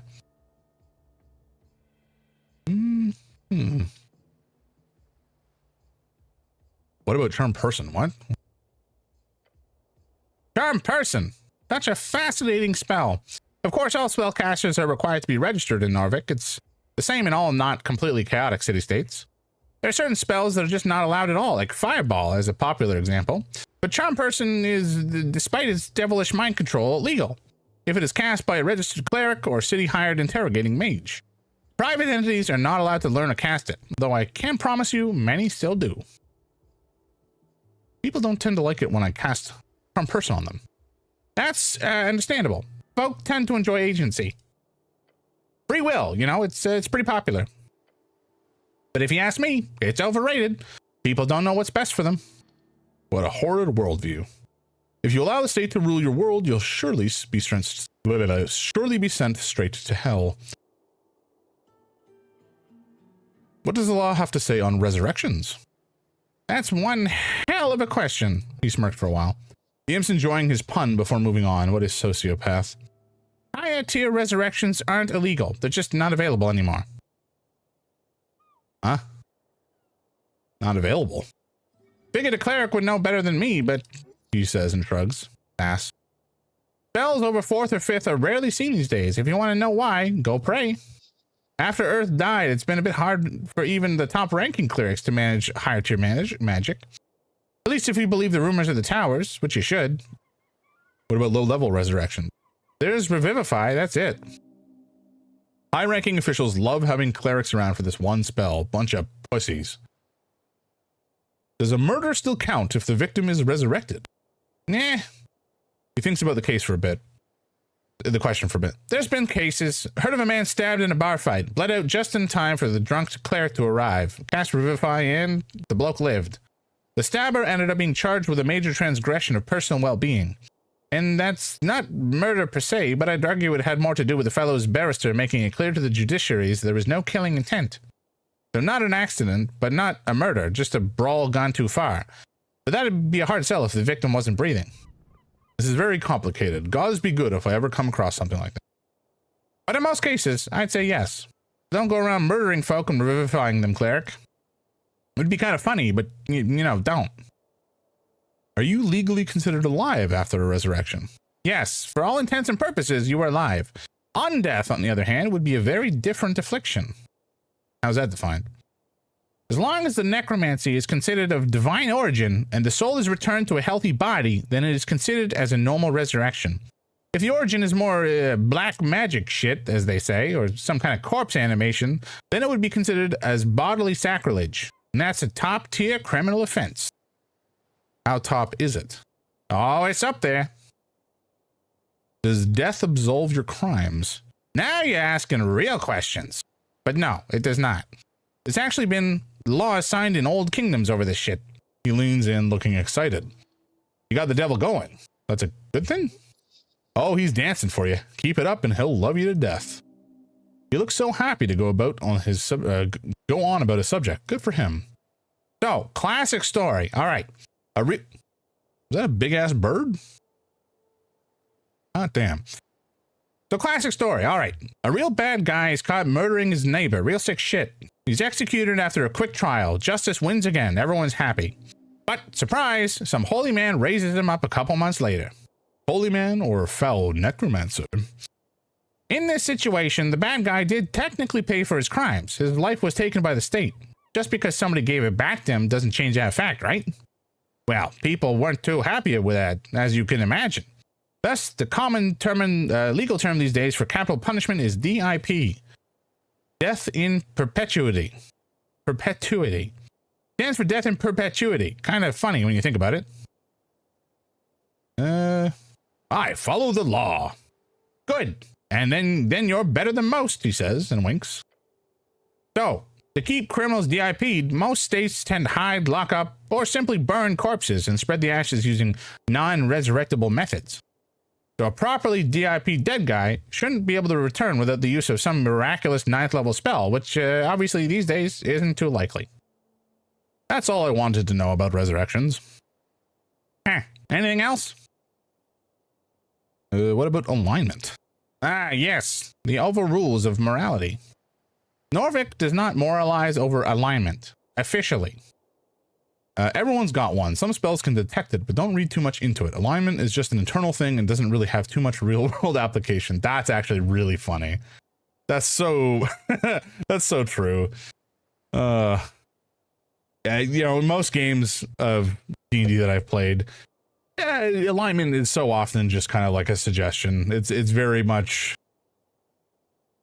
not always hand waved per se, but like you can get away with a lot and have it really not technically be as per your alignment on paper. I think that's kind of why they got rid of it. Alignment is descriptive, not prescriptive. Exactly. It's like kind of generally speaking how you would react, but it's not necessarily going to it doesn't control you. Exactly. It's not prescriptive. Don't act like your alignment, have an alignment that kind of describes your guy. Exactly. I mean, you know, the morality and the way that somebody behaves is such a massive, massive pool of variables. Trying to distill it down into like one of 9 options is just simply not doable with 100% accuracy. Nor do most of the city-states across the coast. And you being a devil, you know, yes, you're evil. Oh, yes, indeed. It is pretty easy to spot. He flaps his wings. It can be pretty discriminatory at times. People assume I have their worst interests in mind just because I'm ontologically evil. You don't have their worst interests in mind? Look, evil is not some objective thing. It's entirely internal and aligned with yours subjective opinion. There are good people who ruin the world and evil folk who do their best to maintain it. That's the deal. That's fair. Should I invest in stocks? Oh. I do not give nor have ever given investment advice. But, yes? He looks you up and down. I should ask, have you ever bought shares before, Cleric? Uh-oh. I don't share with anyone, little red man. Okay, some basics then. Popularized by late Divine Era human adventurer companies, a share is essentially a percentage of ownership of a certain venture. Could be a guild, could be a company, or a specific adventure, something that is supposed to grow over time, so you can increase the value of your securities in that venture. It's a risky way to increase your capital without actually doing any real work. Gods, this devil is good. Learn from him. Why is it risky? Sounds like free money. Good question. Imagine you invest in an adventuring party. They head into the Verdun Hills to dive into some Gate Era tomb or an esoteric area filled with talking cats.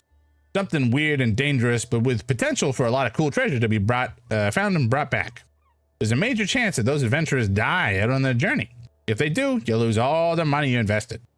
They could make it back, in which case you get a percentage of the treasure based on your share. But how often do adventurers come back with a bunch of treasures these days?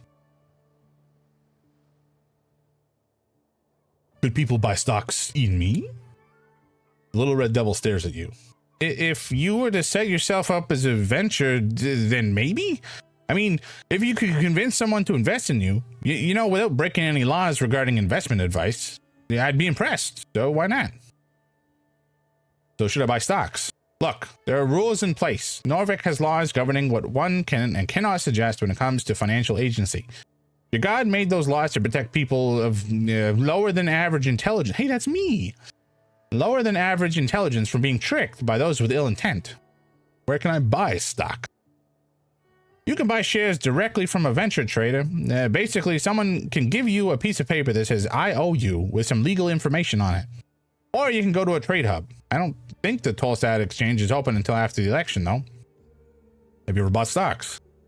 Sure, I spend about 40% of my income in risky ventures.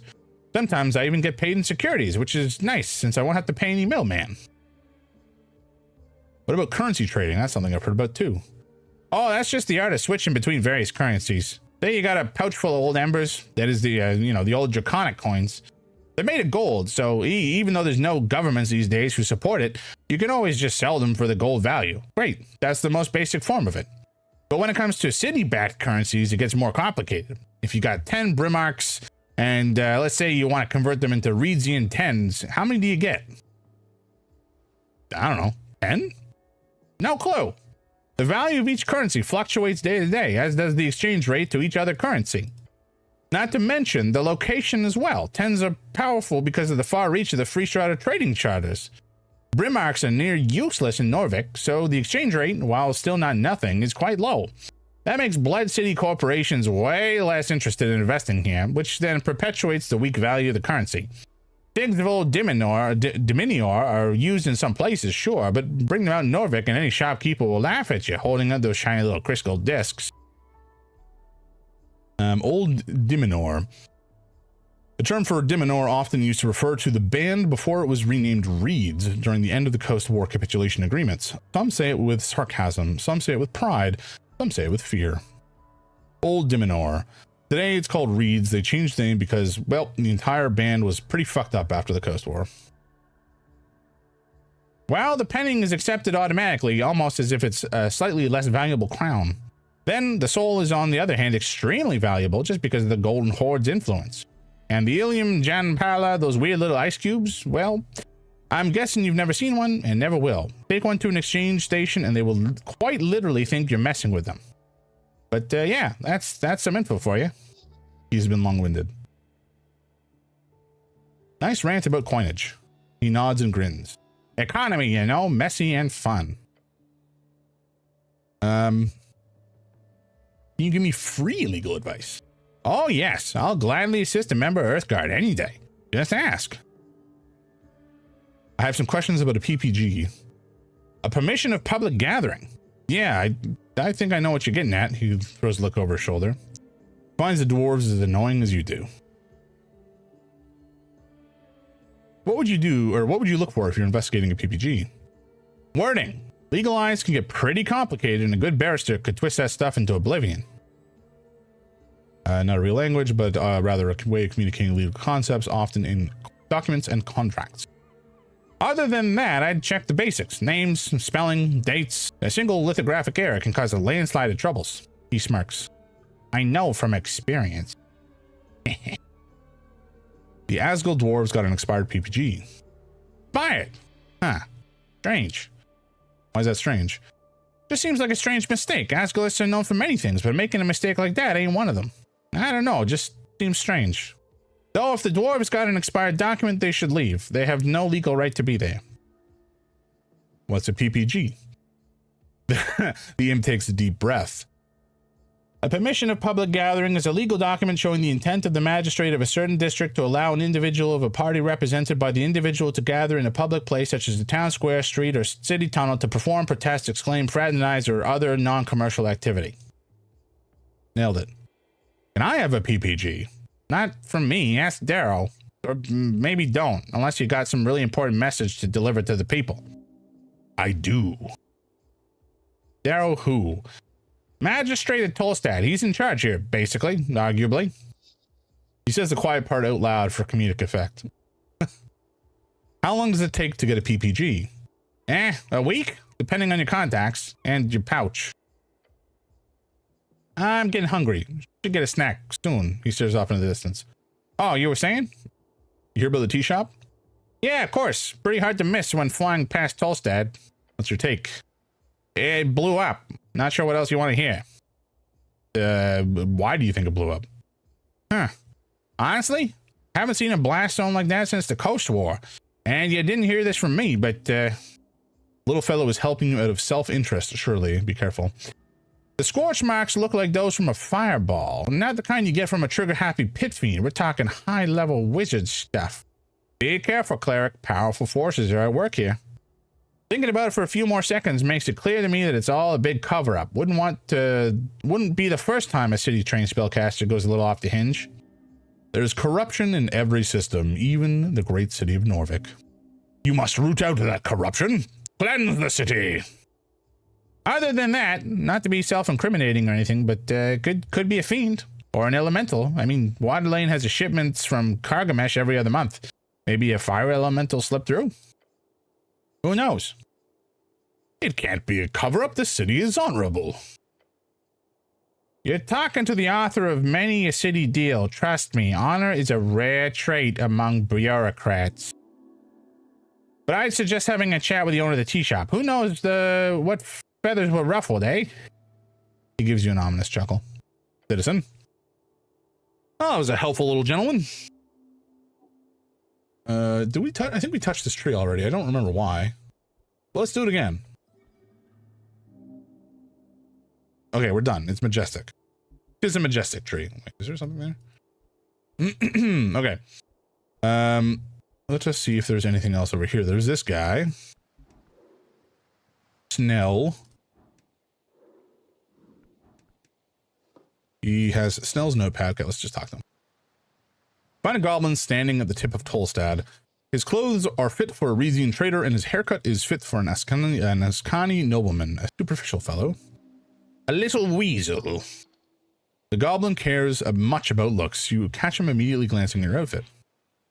Let me guess. You're the cleric. He glances down towards the river with a worried expression. The cleric, yes. The goblin does not even point out the fact you're wearing a bucket on your head. He must have really low standards. Yes, I am the cleric. That is me. He nods, looking tired and annoyed. Others are starting to notice the cleric in your step. I'm Snell, runner and handler of the HWBT. Old lady's been waiting for you. Old lady? His wife? You should greet him properly. Give him a traditional goblin salute. Yes, salute him. Nice to meet you, Snell. Perform a traditional goblin salute. You raise your arms up into the air as one should when greeting an uncivilized tribal goblin. Oh no. What the fuck are you doing? Cleric, what are you doing? The goblin is clearly confused. Explain it to him. Take your hands a little. Not feeling it? The goblin does not respond, nor does he raise his own arms. Instead, he simply stares at you.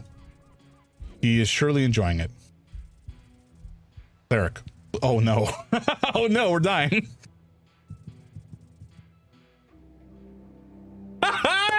Oh no. Well, we died. Oh no, I wonder how far back it sent us. Okay, so we died by saluting badly. Good to know. Okay, let's continue.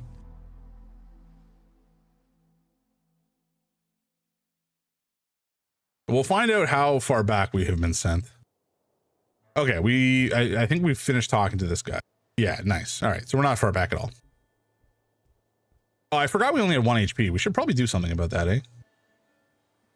Maybe we cure wounds? Oh, we did terribly. That's fun. Let's eat some apples. We are the apple boy, after all.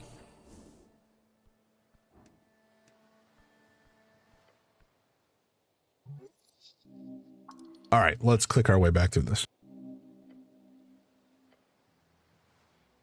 I'm the cleric.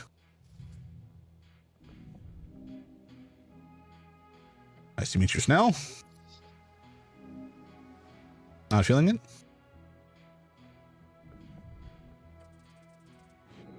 Cleric. Please, cleric, stop it. You feel great shame. The goblin clears his throat.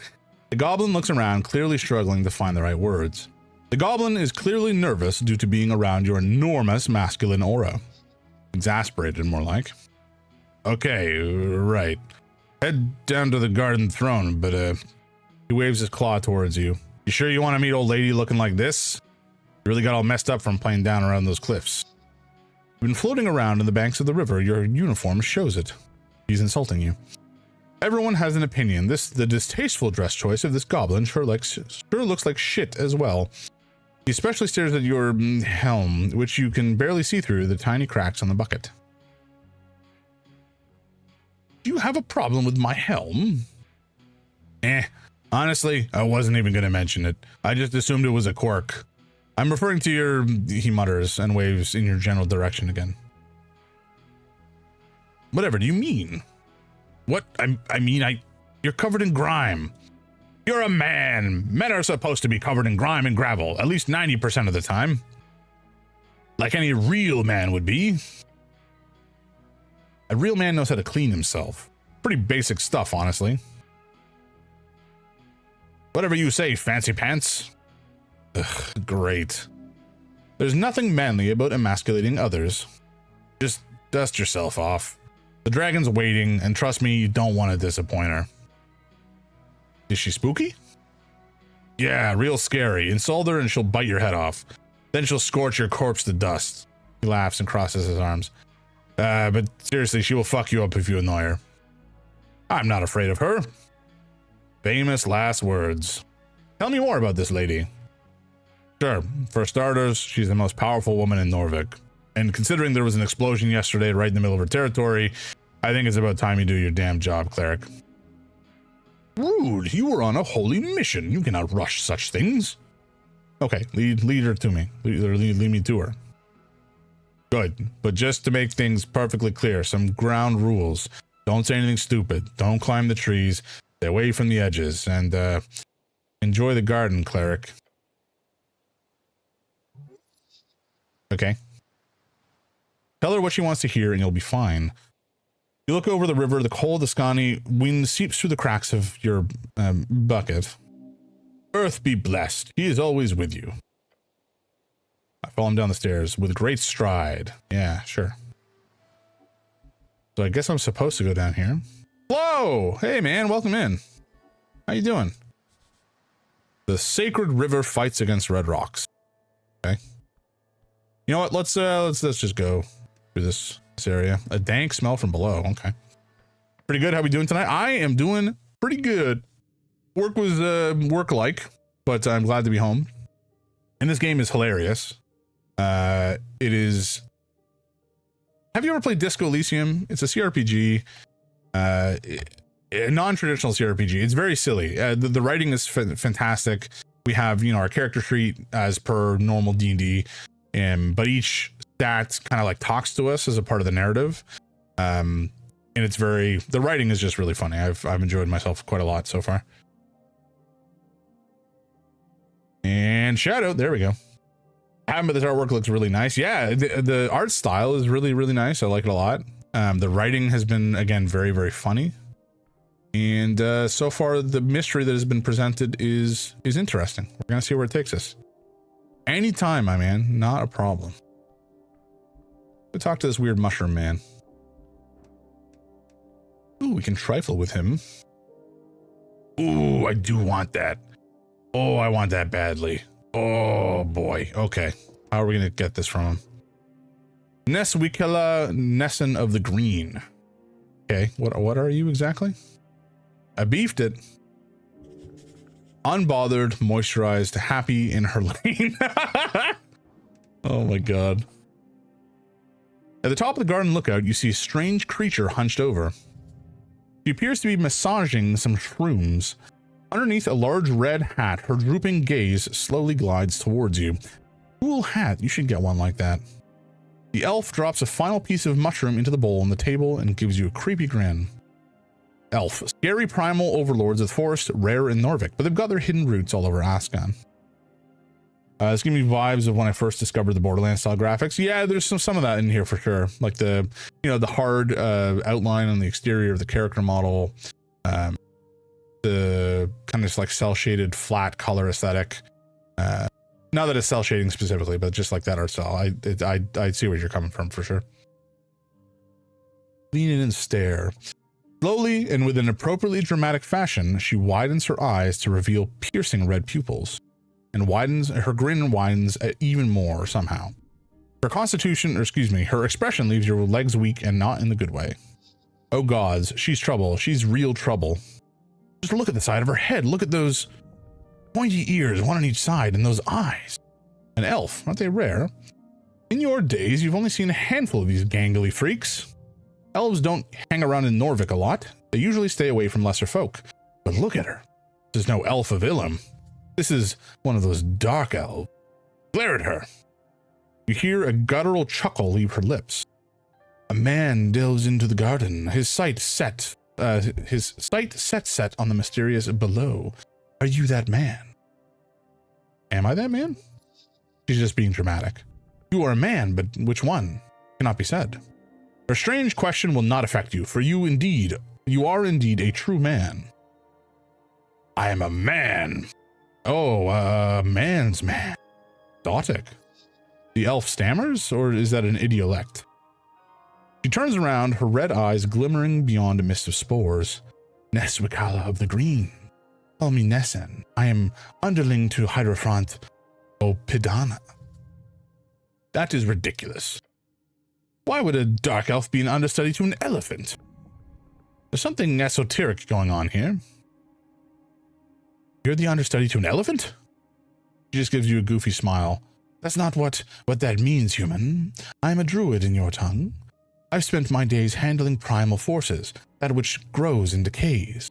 Do you know much of it? No, do you? I learn new things every waking, but no, I would not say that I know much at all. She lowers her gaze for what you realize is the first time since she raised it. I would like to hear your tale, human. There is much to be learned from your folk and your settlement in this band. settlement. It's a great city-state, not some lone village. How sustainable is your lifestyle? Sustainable? How do you replenish the resources you consume? And if you do not, how many years until depletion? You mean me in particular, or my people?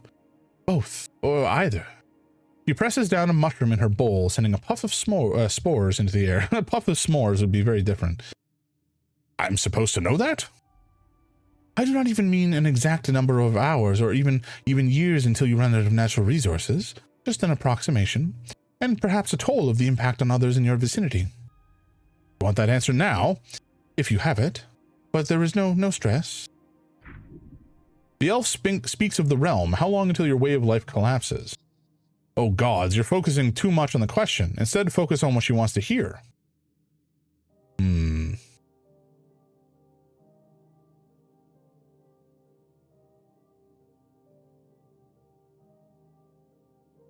I personally could live on an apple a day. That's pretty sustainable. Oh, that's not good at all, human. Your kind requires much more sustenance. A true statement. Please consume food. Not this guy. Your legs tremble.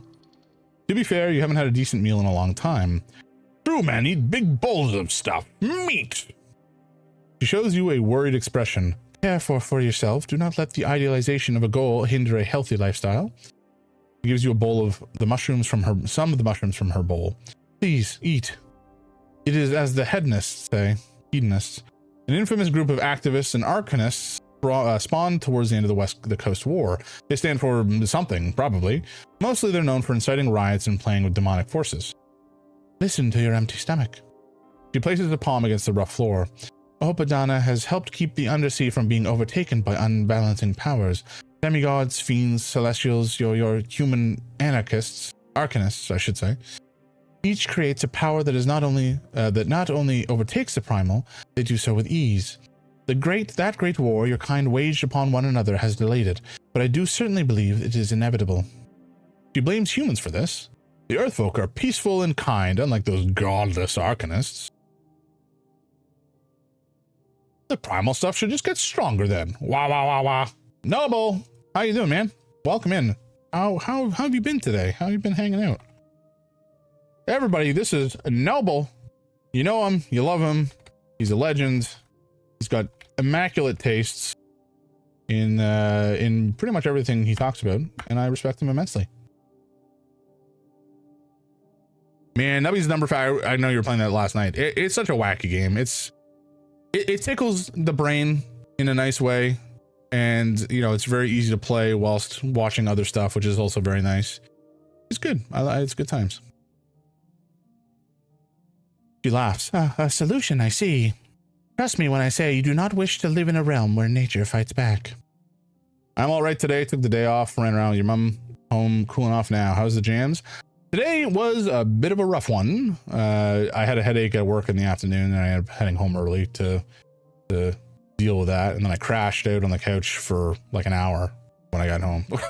I feel slightly better now, but I'm still feeling under the weather, which is annoying. Work has just been like super annoying lately, you know? But it is what it is. Sometimes you got to recoup. Yes, sir. You got to know when you got to take care of yourself. Hope you're back to normal tomorrow. Yeah, me too, man. Fingers crossed. Fingies crossed.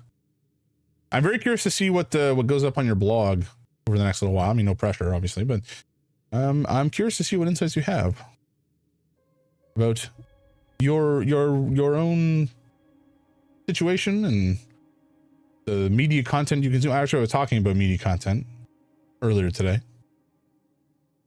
We're a whole one real post deep. Nice. Hell yeah. I saw the initial post, which was very nice, well written, I think. And you know, it outlined clearly what the blog was supposed to be about, which is just kind of like your general thoughts and feelings and such.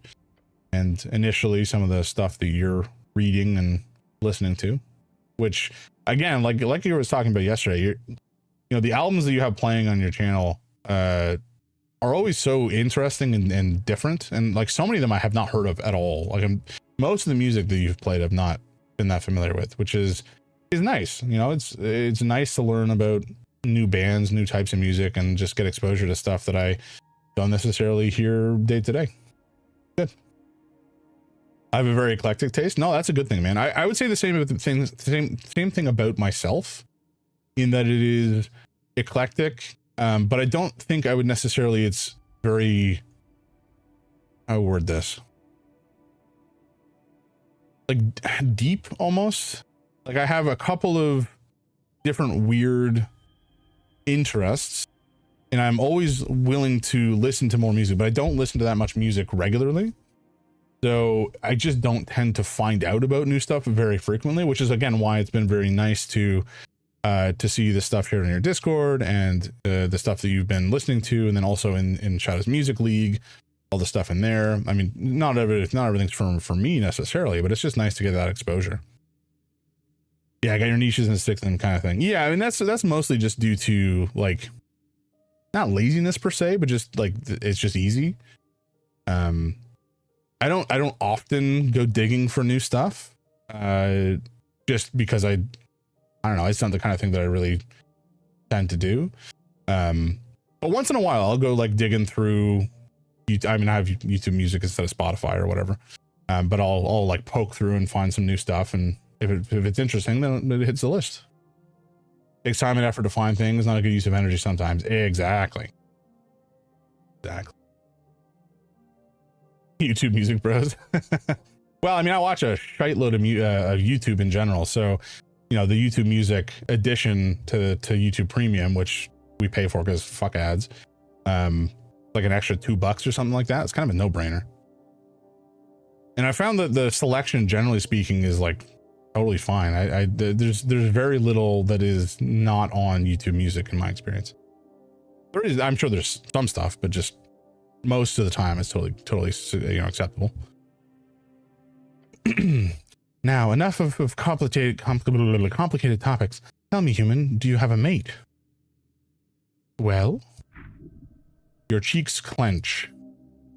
She is not allowed to pry. Rebuke her. Your mind races. Hostile? No. Probably not. Elaborate. Of course, I apologize if I was vague, human. I only mean most humans in the settlement group in pairs. I wondered if those of your kind do the same, form such long-term committed partnerships? That's a slightly less inflammatory question. I am the cleric. I go solo.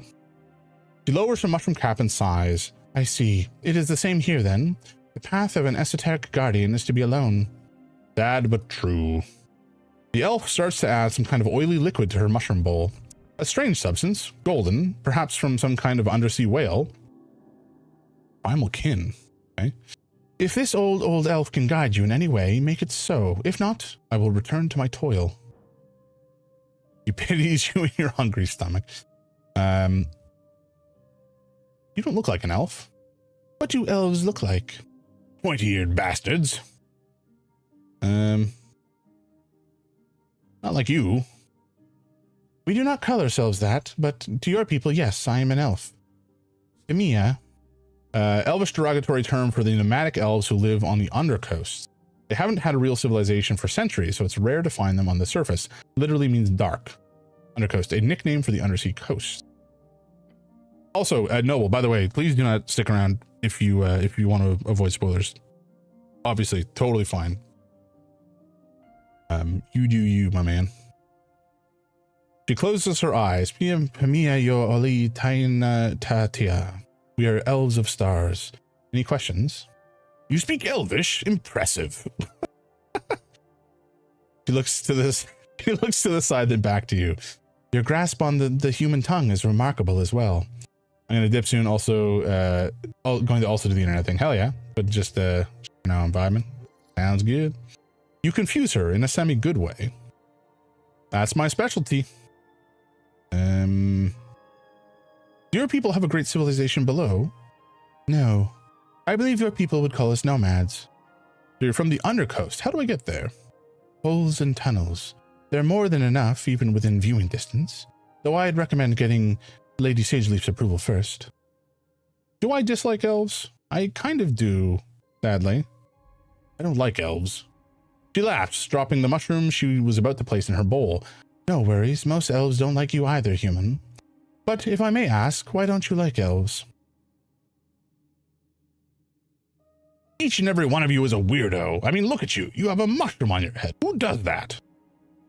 The mushroom is entirely a me thing. I'm the weirdo, just me, she says, and smirks.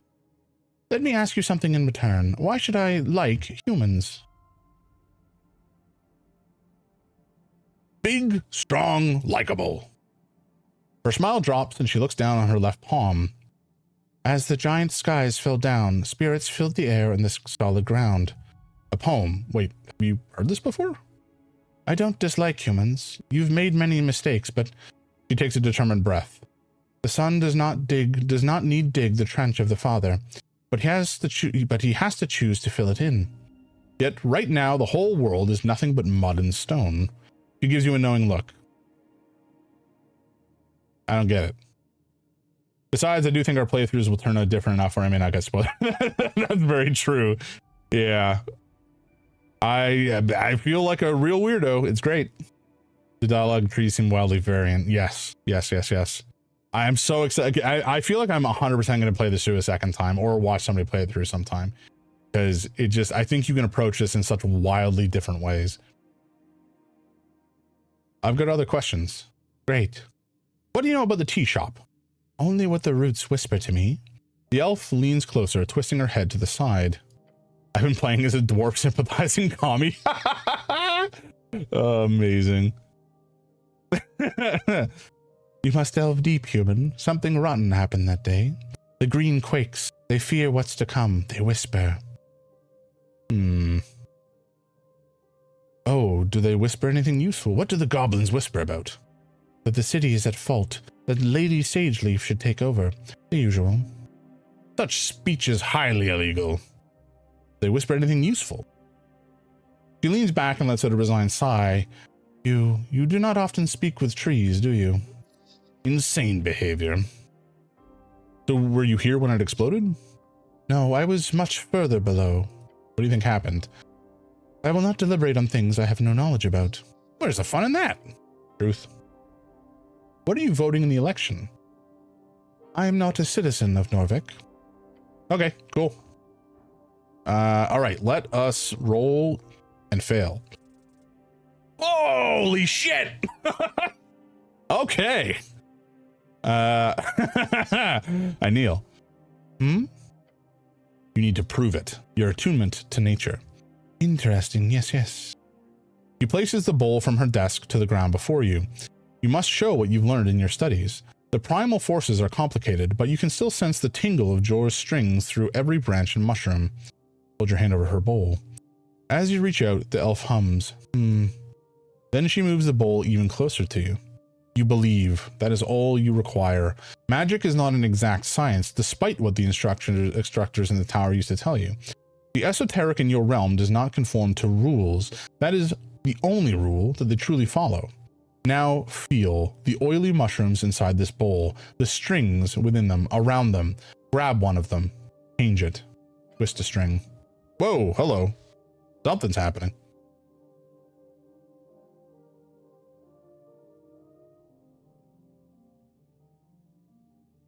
At first, nothing.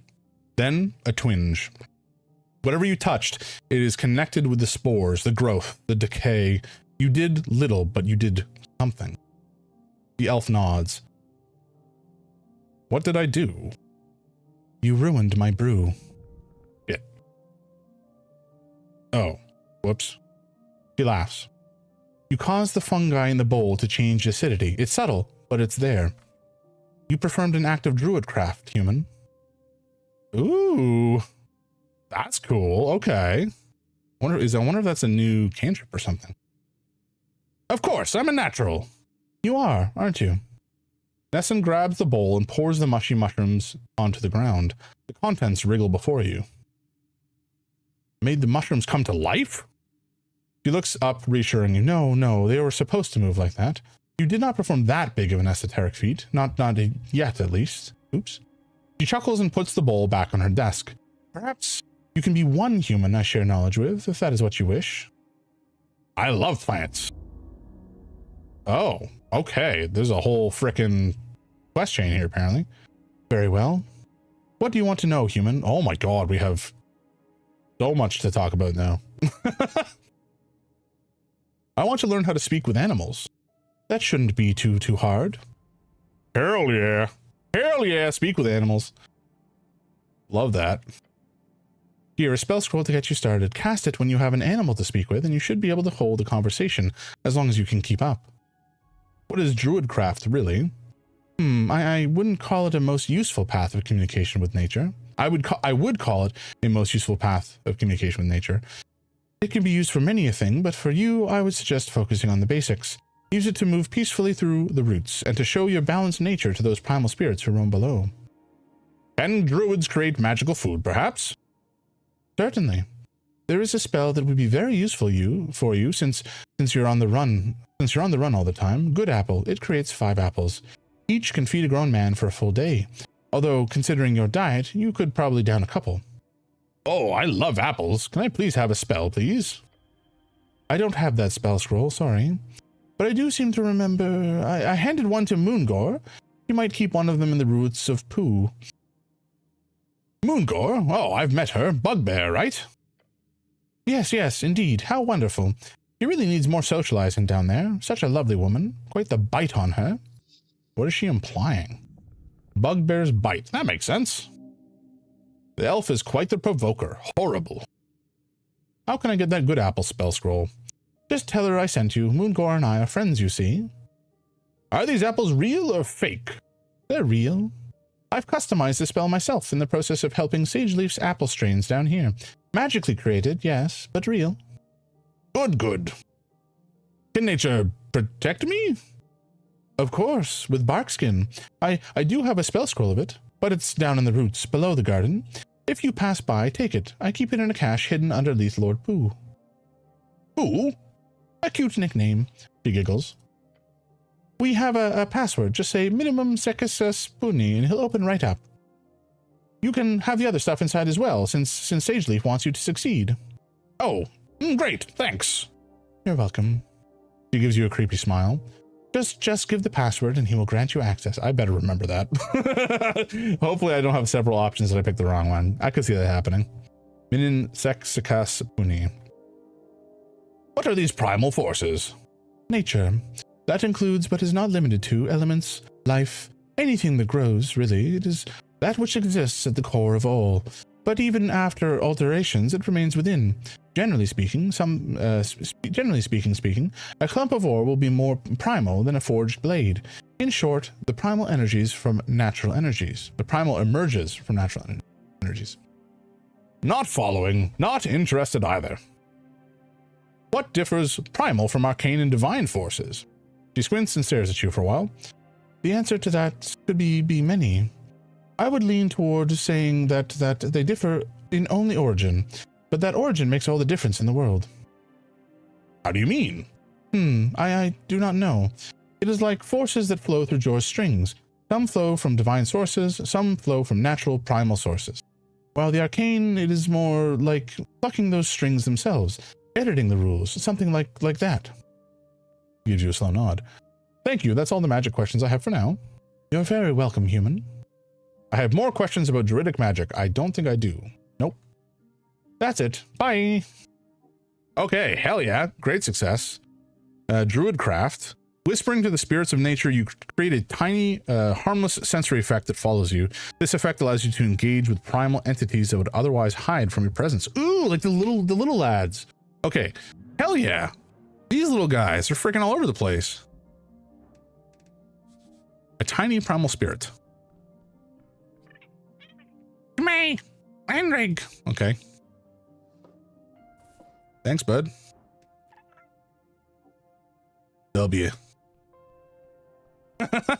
Man, the fact that I could have easily come through here and utterly botched that check and then just not gotten this is kind of wild. What is this? Huh? What am I looking at? Oh. A tunnel to the river. No, not yet. Those before left many holes in the Berg Grund. Oh, that looks like Sageleaf down there. Okay, let's head back down.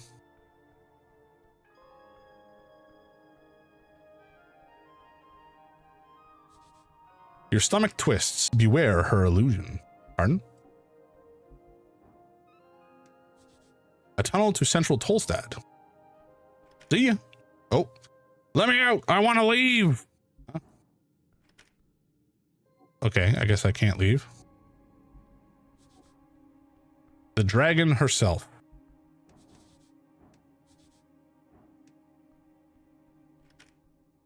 Okay, so I can't go through those doors yet anyway. Griskin's Lich House must be located within these walls just a bit further up.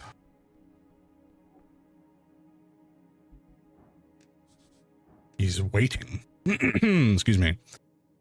You approach him below a sprawling tree. The well-dressed goblin stands proud beside his master. Go ahead, cleric. With a proud smirk, he motions towards the wooden throne. Such a little weasel. You should stand before the throne, address your court. Okay, then. Lady Sageleaf. Wow, my wisdom rolls are way higher than I'm expecting them to be. Holy jumping, level 18. That's scary. Something is very wrong. Her eyes are striking your soul. Hold on to that feeling or you will be consumed. She wields power you could only dream of, yet her actions betray her nature. Evil? Good? Oh, excuse me. Is selfishness for one's own tribe the defining trait? Damn! Well, I've almost got as much strength as her. Woof! Goodbye! Yes. Okay, this is a very spoilery space. You must vanish. Sure thing. Thanks again for stopping by, Noble. Have a great night, and I'm sure I'll drop in on you later. See you, man.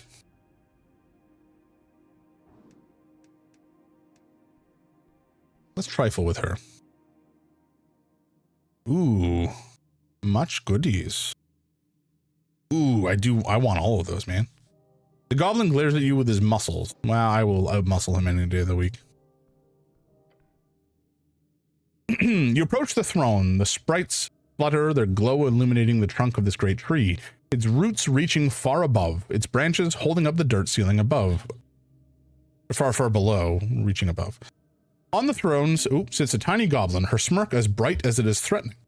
So this is the dragon. Yes, I can see it. Her glare is magnificent. Cleric of Norvik, of earth and river. Her shrill voice, her shrill voice. Cleric of Norvik, of earth and river. her shrill voice echoes out through the chamber. I was assured by your masters, the top brass of the palace itself. Her voice causes you to shiver. They told me a cleric of the highest standing would arrive within the hour. So tell me, human. You should run. No, wait, you can't, but you should. Why am I sitting here, waiting? It's not that late. It's only been like a day. Tread lightly. You need her on your side. Make sure she knows you're on hers. Every word you say here could have a profound impact on the rest of this quest of yours. I had an accident. Yes, I know about your little trip down the river. That is no excuse. I literally died. She clicks her tongue behind a sharp set of teeth. No excuse. Whatever. She does not feel like mauling you now. You're dancing on a fine line. Hers is a frightful presence. You need to stand. Do not let her impact your stature. You can't take this much longer. You need to get out of here. All right, well. Ah, hell yeah. W. We passed it. You brace your entire being as you meet her glare. With trembling innards, you resist. You lift her chin. Good. You stand. The dragon leans in her armchair, letting out an exhausted groan. It is vexing to watch my streets descend so far. Are you even aware, cleric? A local business caught up in an inferno in the middle of the day, right on Pillar Road. My road. The way she says that causes you to tremble. And yet Magistrate Darrow, she spits out the name like it's a curse word, he alone believes the Halfway Bridge tribe does not have jurisdiction over this particular location. Her anger is pure and intense. She's trying to reel it in.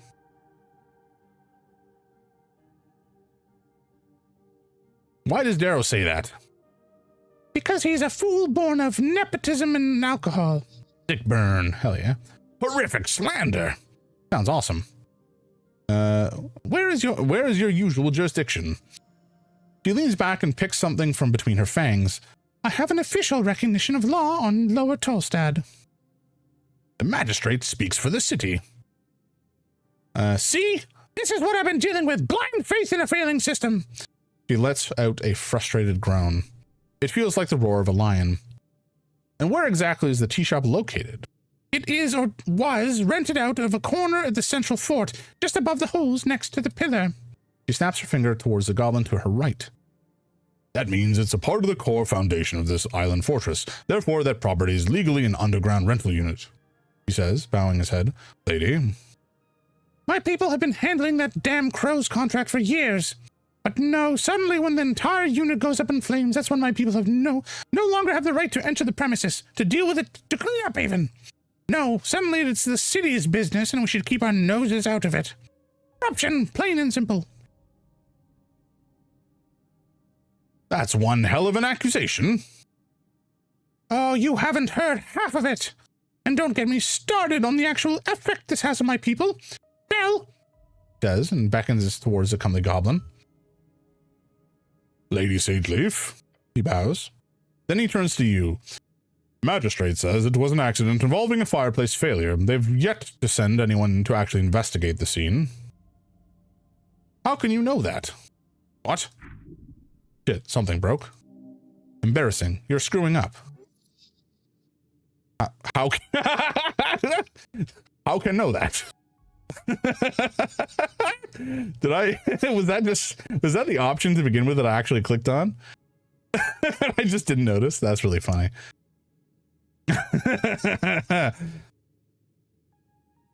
Sorry, I misspoke. I meant to say, how can you know that? He glances towards his lady. We've kept an eye on it. The explosion occurred on the 21st of March, just past noon. 3 minor injuries were reported in the area. Luckily, foot traffic was low at the time of the incident, so despite the massive kaboom, no dead folks. Who were the injured? We've only managed to get one name in the chaos. A certain Frank, son of Frank, was said to have walked away with lesser burns. It is honorable to name a son after the father. Ah, that ain't a real name. He was apparently dressed in a fancy yellow outfit, whatever that means. Beyond that, we have some conflicting accounts. One person said, quote, he looked like one of them dungeoneers, you hear? A real adventuring man, end quote. Another said he was looking to get out of trouble, heading right down the stairs to Water Lane. Dungeon or Water Lane? Both sound like trouble. Frank, son of Frank? Yeah. That's a fake name. Uh-huh. A dungeoneer? If you believe it, that was the comment from one of the militia members. Could be smart to just check the city below, just in case, despite the dangers. Down to Water Lane? Yeah, seems as though he was heading in that direction, though down could mean a number of things, Water Lane included. Fancy yellow outfit. I'm assuming some type of Reedsian fashion. You can tell in his voice that he's leaving out a but who fucking knows at the end. Was he inside? Was he inside at the time? I doubt it, he says, considering the state of the building. Why was he there? We don't know. Where is he now? We don't know. They have not located the man despite major efforts. Sounds like you were handed a tough hand. Yeah. Though one of the militia members mentioned him just calmly walking away down the stairs. Maybe down to the crossing or somewhere else. We don't know. Anything else you do know? Nell gives you a nervous look to his master, before answering you. We have theories, but we need proof. The lady raises her claw. The unveiling has begun, Cleric. So dramatic. Love her. Corruption, madness. She claws at her wooden throne. Politics. This is clearly the work of a rogue spellcaster, someone who cannot go unpunished. Justice, yes. I will bring justice to Norfolk. I certainly hope so. The lady clears her throat loudly. Everyone holds their breath when she speaks. She demands respect. She gets it. I formally declare a joint venture. The Halfway Bridge Tribe and the Earthguard City Clerics shall investigate the tea shop on Pillar Road and bring justice to those who seek to harm the peace. No creature foul or fair shall escape my rage. The words seep out from her maw, burning the air. Every goblin in the chamber looks upon her in awe. She is theirs to serve. The dragon has spoken. So this is about revenge. nods solemnly. She looks upon you with a grim expression. Well, she says, waving towards him. Yes, Lady Sageleaf, he says, bowing his head. You're the handler of this case. You've worked on it since the explosion. You know more than anyone. Oh la la, complimented by his queen. I want you to represent the tribe in this venture. His face lights up. A goblin and a cleric. Together you will have access to both Upper and Lower Tolstad. You're going to have the pretty boy around? Damn, I thought this was going to be fun. Do not disappoint me, Snell. It appears you've received a party member on your divine mission. That it had to be a damn goblin. I could really say something bad here. Do I have a say in this? No. Where's the tribe? A new member to the party. He ignores you. The goblin takes a deep bow. Yes, Lady Sageleaf, your will be done. The evil forces at work will be vanquished. Huzzah! Miska Sageleaf looks at you the way one observes kitchen mold. Don't huzzah. Please don't ever huzzah. I huzzah. I huzzah'd personally. This guy, he's the one. Just keep him in line. First priority is the tea shop. We'll need to gain access. Your new goblin companion gives you a quick wave. Let's go, Cleric. Alrighty, we have a companion. You can speak with him if you need help finding your way across the store. For as much as she told you, there's a danger you're missing here. You should investigate the tea shop thoroughly. And we should also look for that witness. Yeah, our Frank dressed in yellow. Where did my voice go? Yeah, our Frank dressed in yellow. Gods, that's funny. Either over on Waterlane or down in the city below. Yeah, the port or the dungeon. I'd suggest the port since it's slightly less life-threatening, generally speaking. How do I gain access to the tea shop? Talk to your boss, Darrow. Or I guess he's not your direct boss or whatever, but you'll need to get an audience with him if you want to get inside the tea shop. Right, and where's this tea shop again? You know the massive pillar reaching endlessly up into the sky? Yeah, just west of that. The pillar is the centerpiece of Norvik, a glorious esoteric monument one Earth gladly kept in his new city post-reconquest. The pillar, cool, got it. Great, you ready to go then? Let's go. Yeah, let's go. Neat. Okay, hell yeah. We have had some success. We have a party member. I don't know if we can equip him at all. I suspect not. That is okay. We should eat some apples. Delectable. Okay, we're at full health. +1, perhaps? Each level of exhaustion lowers your max HP by 10. Oh, wow. Okay, so we're actually, theoretically, our max HP is even higher. I don't think we've rested yet. Although I don't see, are we still exhausted? I don't see the exhaustion listed anywhere. It probably still is present, but I don't know. Unlock feats by completing quest branches. Intriguing. Okay. Where are we going now? Central Tolstad. Okay, let's head over this way. Assuming we can actually go this way. We can, very good. Very good. What's the time? 9:35. Okay, we're gonna take another short break. Because, oh, this is where we are. I see. We're back in the spot below. Below where we, well, it's where we woke up directly.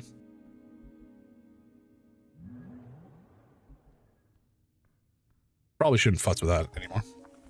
Okay, we have a couple of different things. Okay, we should probably put that on us at some point. Okay, we're gonna just prepare some spells. Only prepare 4. I don't know that I really want Prayer of Healing at the moment. I think we do these. More utility. I don't really care about Shield of Faith right now. Okay, and we're going to save just in case. And we are going to just take a quick pause here, folks. Grab a drink, stretch your legs, etc. And we'll be back in just a moment. See you shortly.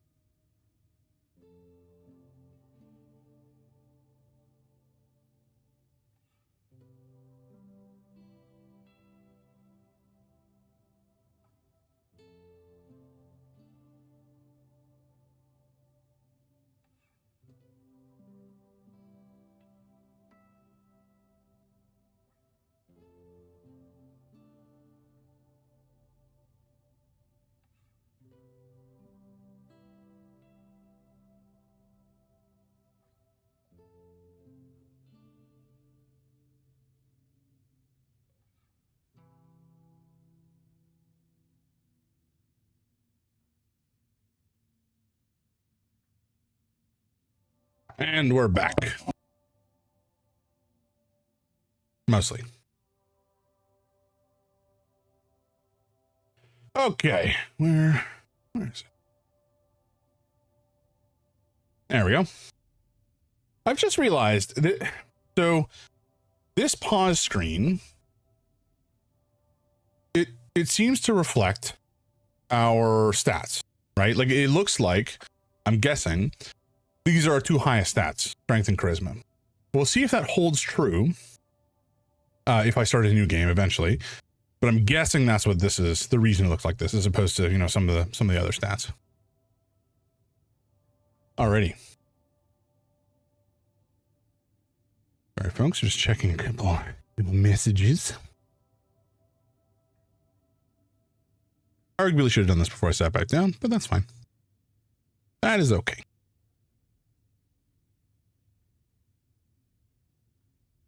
Very good. Okay. Get into it. So we have prepped. Actually, let's take a look at our spell. Even animals. For the duration of the spell. But what is the duration of the spell? Okay,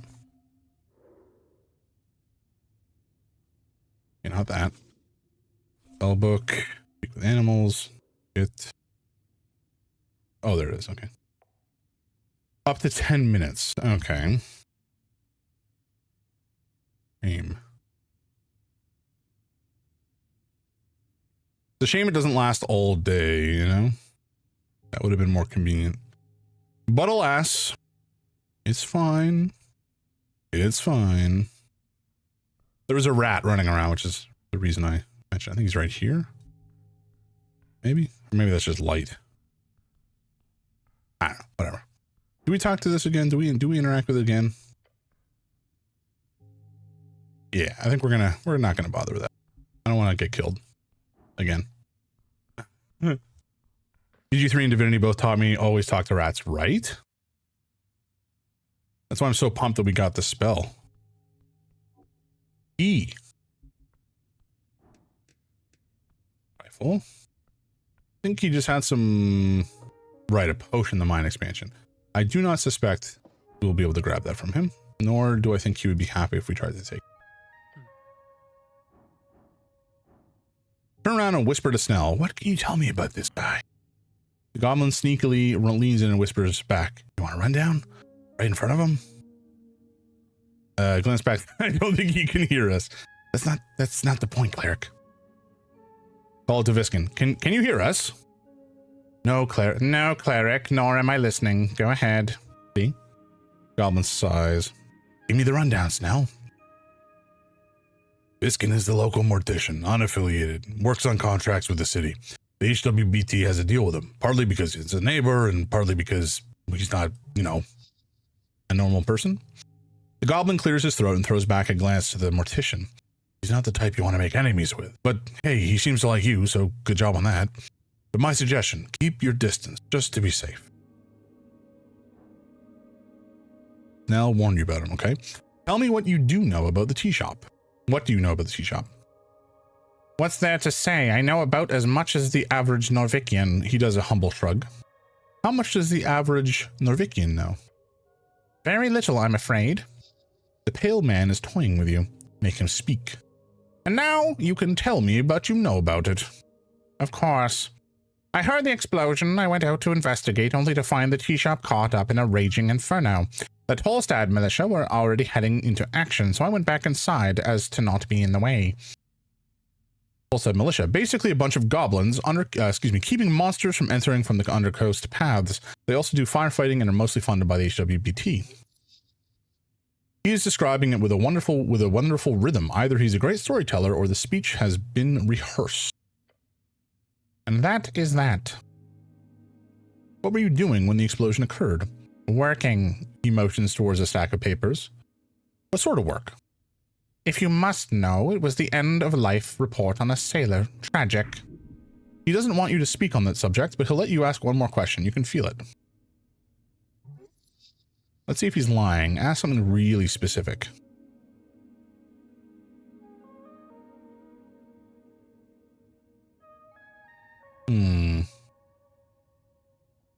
What was the date of his birth? 3rd of Sumil, 509 AE. The Arcane Era lasted 511 years. It is currently the 27th year of the post-war era. He was 29 years old at his passing. He's either in a very elaborate lie. It's either a very elaborate lie, or this fellow has a great memory. But I'd prefer not to speak too much on the subject, however. Did you hear anything in particular?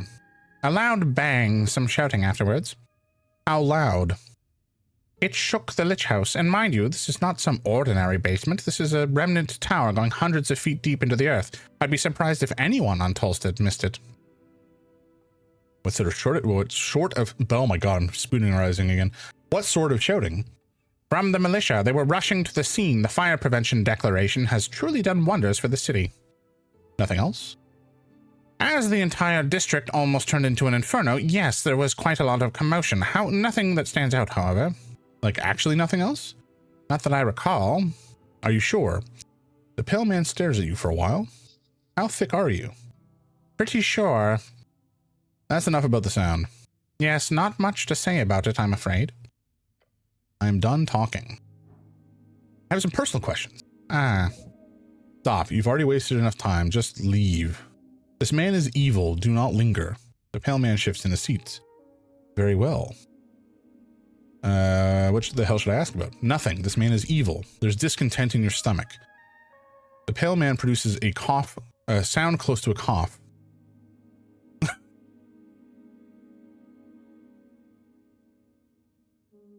Are you evil? The faint smile appears on his face. That is for the gods to decide. Creepy. Yeah, he's evil.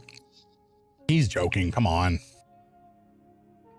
Why are there a lot, and I mean a lot, of apples downstairs? Yes. A deal between me and Lady Sageleaf. A deal? Shared storage. It got quite heated here a few years ago during a certain crisis, so now, during less heated moments, they store a lot of produce there. A win-win. Really is highly impressive. Isn't it some kind of violation to store fresh produce next to corpses? No. What are you voting in the upcoming election? Interesting question. A bit invasive, but I'll oblige. I'll be voting for the party of Norvik. Numanism, while crude and outdated in certain respects, has proven both its stability and economic assurance for business owners such as myself. Numanism. The ideology of the common gods. When deities walked among us, they built many a great empire, including Norvik. I have my vote. The goblin scoffs. Not unusual for well-off human men to vote for the Earthfolk party, but this fellow doesn't strike me as the religious kind. A vote is cast for self-interest. It takes a special man to vote for any other reason.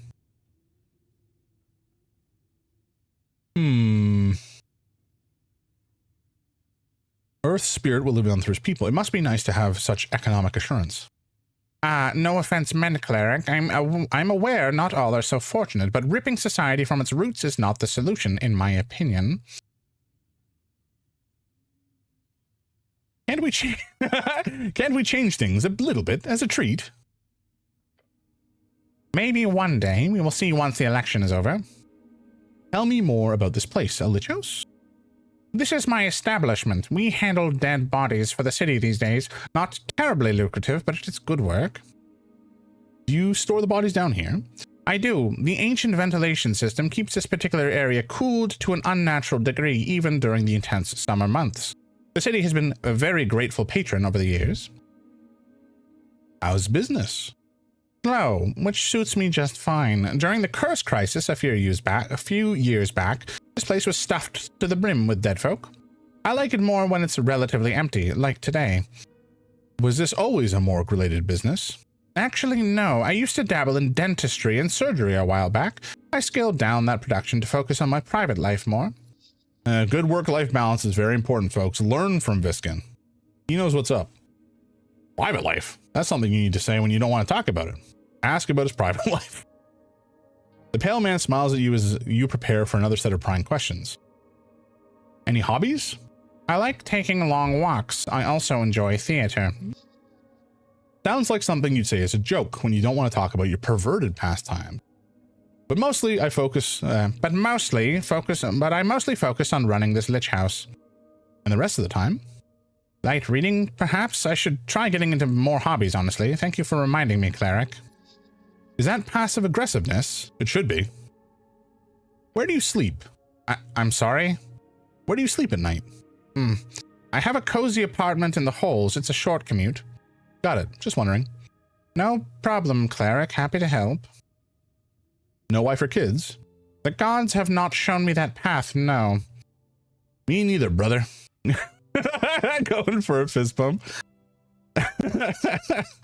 Keeping a smile, the pale man politely bumps your fist. What a bro. You don't have to do that. I know. Surname? Their surname? None, I'm afraid. No hereditary connections here. He puts down his pencil and points 2 thumbs towards himself. Self-made man. My fellow solo artist, eh? No family at all? None, I'm afraid. I'm a war orphan. Wait, how old is this guy? How old are you? I'll be 38 this year. He does speak like an old soul, but his smile is youthful. I have some other less invasive questions as well. Go ahead. Figure out what's weird about this guy. Okay, we're gonna fail this. Big time. Hell yeah. You glare at the pale man who keeps working on his documents for approximately 2 minutes. Eventually, you feel stuck in your thoughts.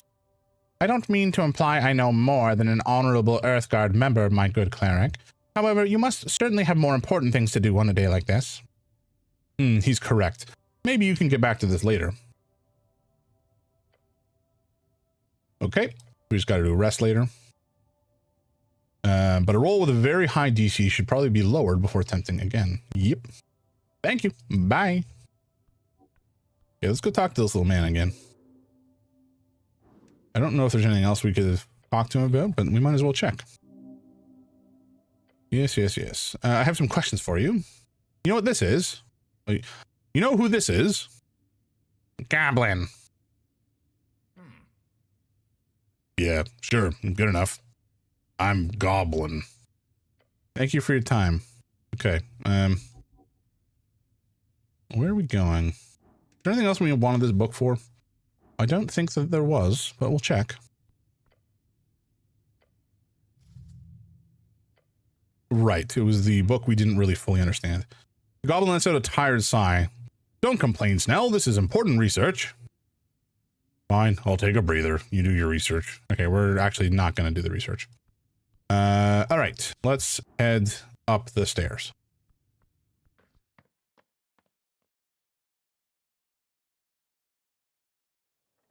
So I think the way that we're approaching this run, we are kind of lawful stupid.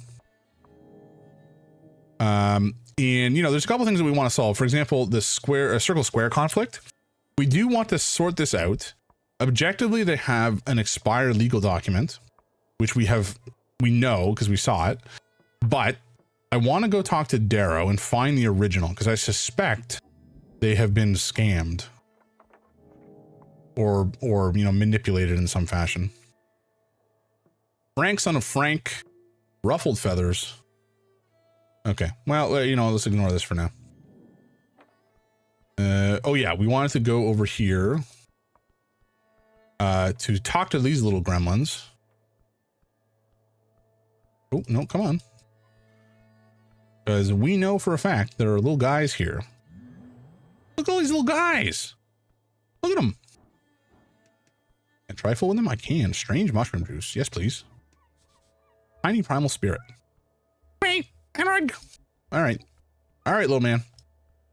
You hang out there. That's fine. Ooh, let's go talk to the bird. Go talk to the bird, and then maybe run down and talk to that crab if we can find him again. That would be ideal. Speak with animals. No reason to cast a spell. What are you talking about? Oh, now I can do it. Okay. You think this guy knows something, Snell? I don't know, Cleric. It's a goal. Speak with animals. As the spell activates, you suddenly watch as the bird lets out an annoyed grunt. What are you looking at, you dumb featherless walker? That's rude. It speaks. The bird jolts and looks at you sideways. Who is this? One who speaks so bird-like it does not carry wings. I'm the Cleric. The bird lifts its neck up high. Your commitment to clerikish behavior runs deep. I'm Faye, Defenseur of the Coast, servant of Saint C. You are no feather, not enemy, unless you break the oath between our worlds. Oath? What oath? The oath of pieces. Your low status would not allow your uppermen to divulge such information, of course. It is the oath that tell your people to allow us to take your offerings, sacrifices. Oh, right, offerings. Holy offerings, he barks. Walks? Yes. The bird speaks like a bad politician who loves the sound of its own voice. What are you doing here? I'm on mission to watch the water. The Lord of Water demands information. I give it. After a long day of information gathering. Who is Saint C? The Holy Sea. Jeez. A common slang shortened from Jesus. Often used to exclaim a sense of shock or annoyance. Jesus, a titan who roamed Ascani during the Fade era, famous for his visual similarity to a goose, only a lot bigger. Some ancient... oh my god. Some ancient monuments found in modern day Vizca seem to indicate that this titan died for the sins of all minor geese. Holy shit. Oh man, that's delightful. The bird screams awfully loud. I serve the Lord of the Water of the Holy Sea. He roams the coast. Do you live here? No. I nest at the wreck. That is the Holy Sea's home base. You are not invited. What are you doing what are you voting in the election? Eyes light up. The Holy Sea! The bird yells calmly. It flaps its wings violently. Cool. Do you want to know what I'm voting for? You should vote for the Holy Sea, the bird says. If it is anything else, I do not care. You better not be asking about politics, Cleric. The goblin is perceptive. He knows you well already. What do you know about the tea shop explosion? The what? Tea shop exploded. You mean the blue flamers of death? Sure, that. Lord of the Water, the Lord of the Water has spoken of it much. He knows that is the sign of the end times. Oh gods. The bird is devoted. That is good. As the featherless burn upon the end of the ebbing tide, those who stay seated will scorch like the burning coast. A second coming of featherless hubris. Then the doorways will open once more. Bird clears its throat. The Holy Sea says it is so. I do not remember the rest. It is something like the feathered court will rise as long as the dice of the string master favors us. That does not... I get it. That's cool. The Holy Sea is truth. Did I meet with the Holy Sea? No. Only feathered are permitted. His bird face gives an expression you swear could only be described as a smirk. Thank you for your time. The bird's regal tone fades. You're left with nothing but the sounds of the Ascani wind. Nod your head and leave.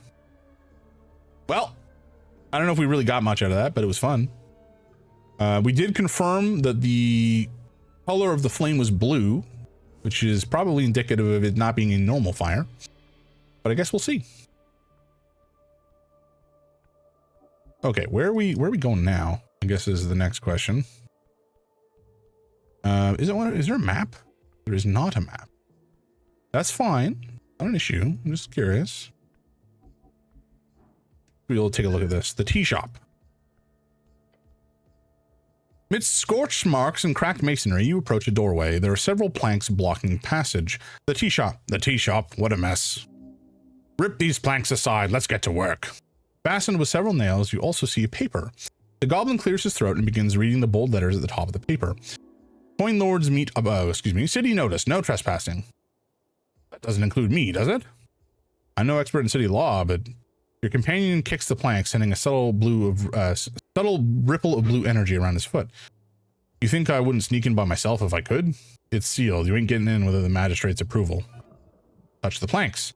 As you do, subtle ripples of blue energy appear around your gloved hand. It is sealed.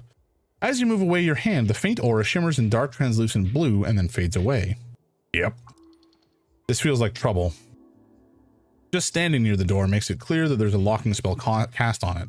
Rude to lock people out. Crime scenes should be for public viewing. I mean, we kind of want to break it, right? What kind of magic is this? It's arcane lock. Casting it on a bunch of planks is unorthodox, but obviously they got it working. It is used all over the towers. You need a passphrase to unseal it. Nothing that can't be solved with testosterone. Trying to force an arcane lock open is idiotic. Don't. Well, that's the trick. We're idiotic. Can I bypass the effect with magic? With a very high level spell, of course. As a master of your craft, it should be easy to find one of those. I guess the passphrase. Guess? Guess? Without knowing who placed the spell, the seal personally and with their preferences, even assuming the person who placed it is an idiot who would use something of their own preference, there are millions of sentences. There's no chance in hell you can simply guess. Now go figure something out. But I can still break it down, right? You can certainly try. Believe in yourself. You're a man. Men can do anything. Do you think I could break it open, Snell? I'd love to see you try. Go for it. I believe in you, Cleric. He is half mocking you. Take another look at the planks. Look beyond the planks. You catch glances of still shadows beyond. Place is a mess. A scorched mess. Look around at the scorch marks. It's everywhere. The fire was intense. Check out the trespassing notice in the planks. A handwritten note in bold lettering says, City notice, no trespassing. It then continues with a finer writing. By the order of Coin Lord Darrow, the following premises are under city seizure under suspicion of criminal offense. Unlawful trespassing will be liable under 13 holster contempt. 13 holster, you've heard that at some point. The law is the law. Tea shop that blew up, eh? Sure did. It was one hell of a blast, but the structure's still standing. Dwarven engineering looks like shit, but boy, can it take a hit. Disliking dwarven architecture is very hip these days. There's no other way in? Not that I know of, but it wouldn't surprise me. Tolstad is full of tunnels, holes, pipes. Who knows? Yeah. I mean, we were exhausted and it was a pretty high check, so, you know. Reach forth. You grab the planks and you grab it. Muscles ready. The power of the seal, it burns. An intense pain. Oh, holy shit, that's a lot of damage. An intense pain shoots through your lower back and shoulders. The pain is immense. You tried, but the planks are nailed esoterically in place. You must try harder to break them again and again and again. Well, hope it was worth a shot, Cleric. You should probably just talk to the Coin Lord up the hill. Your back is on fire. Cool. I should leave for now. I do feel like I want to break it open with just our muscles because I think that'd be really funny. The name of the tea shop is illegible. Very good. Was there anything up here? Okay, we can go up, talk to the Ponce of a Coin Lord, but I don't know that I really want to do that. He sounds like a dingus. Oh, hello. An old symbol of an old regime, okay. And this is the sign. And then this way we haven't really come up before. This is new. Eh? Oh, this is all him, okay. Who is this? Youth Asgal Modissa. Some kind of nerd. A Reeds folk writer. Girl on a mission. She's out to fight for the green no matter the battle. Her brash exterior is no fakery. It is her heart worn on her sleeves. She has the Asgal chant. Sure, we'll take that. And we read it. A low quality copper press paper with the beautiful dwarven iconography on the cover. This is printed with love and care, and the articles are written with the working class in mind at every step. It is extremely radical and highly Asgalian. Okay. Oh. Youth Asgal Medissa. You see a girl with glasses stuffing a mail slit with a magazine. Yeah, that's not a courier, he whispers to you. What do you mean, Snell? She's clearly delivering news. She's delivering the news, clearly. There. The girl gives up on trying to jam the slightly too large paper into the mailbox opening. Huh? She looks up at you, adjusting her glasses. Huh. Oh, that's the dwarf girl. Yeah. Good call. Help her push the paper into the slit. She takes a step back as you approach the mailbox slit. Cleric? Don't worry, little lady. A real man is here. Excuse me? The force of at least a dozen angry muscles, you grab onto the edges of the half-answered paper and powerfully press it into the slot. You do realize, once done, that you probably didn't need that much force to press it in, but it sure looked good. I did not ask for help. Give her a thumbs up. Hell yeah. I don't have time for this. Modissa! You hear a voice call out from down the alley. Let's go. She glances at the stack of papers and mutters to herself. Shit. We gotta get this done before evening, otherwise Waterlane is screwed. You hear the girl in green groan as she grabs her stack of papers. She then rushes down the alleyway. Not sure what that was about. But you see the armband, Asgalist. A bit too young to be an Asgalist representative, a bit too woman to be a high-ranking guild worker. I'm done. West tolls route north of Darrow House, okay. Ooh, blue. This road leads into central Tolstad. You have no business there, and yet I wish to go. Might I go? No? Okay, fair enough. Is there any... Oh, Darrow House. It says Darrow House in glowing magical lettering. Okay. Whoa, hello. What is this? Apples. I want the apples. Oh, so many apples. The magistrate's apple tree, it's bracken. Branch from the majestic apple tree in the magistrate's yard. Sign of humanity's greatest ability to grow and nurture the natural world. Seen anything suspicious lately? Nell gives you a concerned glance. Then he too turns to the tree and growls. Better answer quick if you want to keep your leaves, buddy. The tree does not respond. Damn, I guess we'll never know. How do I reach those apples on the roof? You'd have to use Mage Hand, of course. In order to procure, make sure to dive through every source of esoteric knowledge you can find on this forsaken island fortress. Do not bother, just climb up. It's easy. Sure. Hell yeah. With a heave and a hoe. Great job on your climb. I'll stay down here, though. You make it. Lovely. Lovely, lovely apples. Feels like a fox and or grape type of situation. I don't know what that means. But sure. Ooh, some shards. I am the apple boy.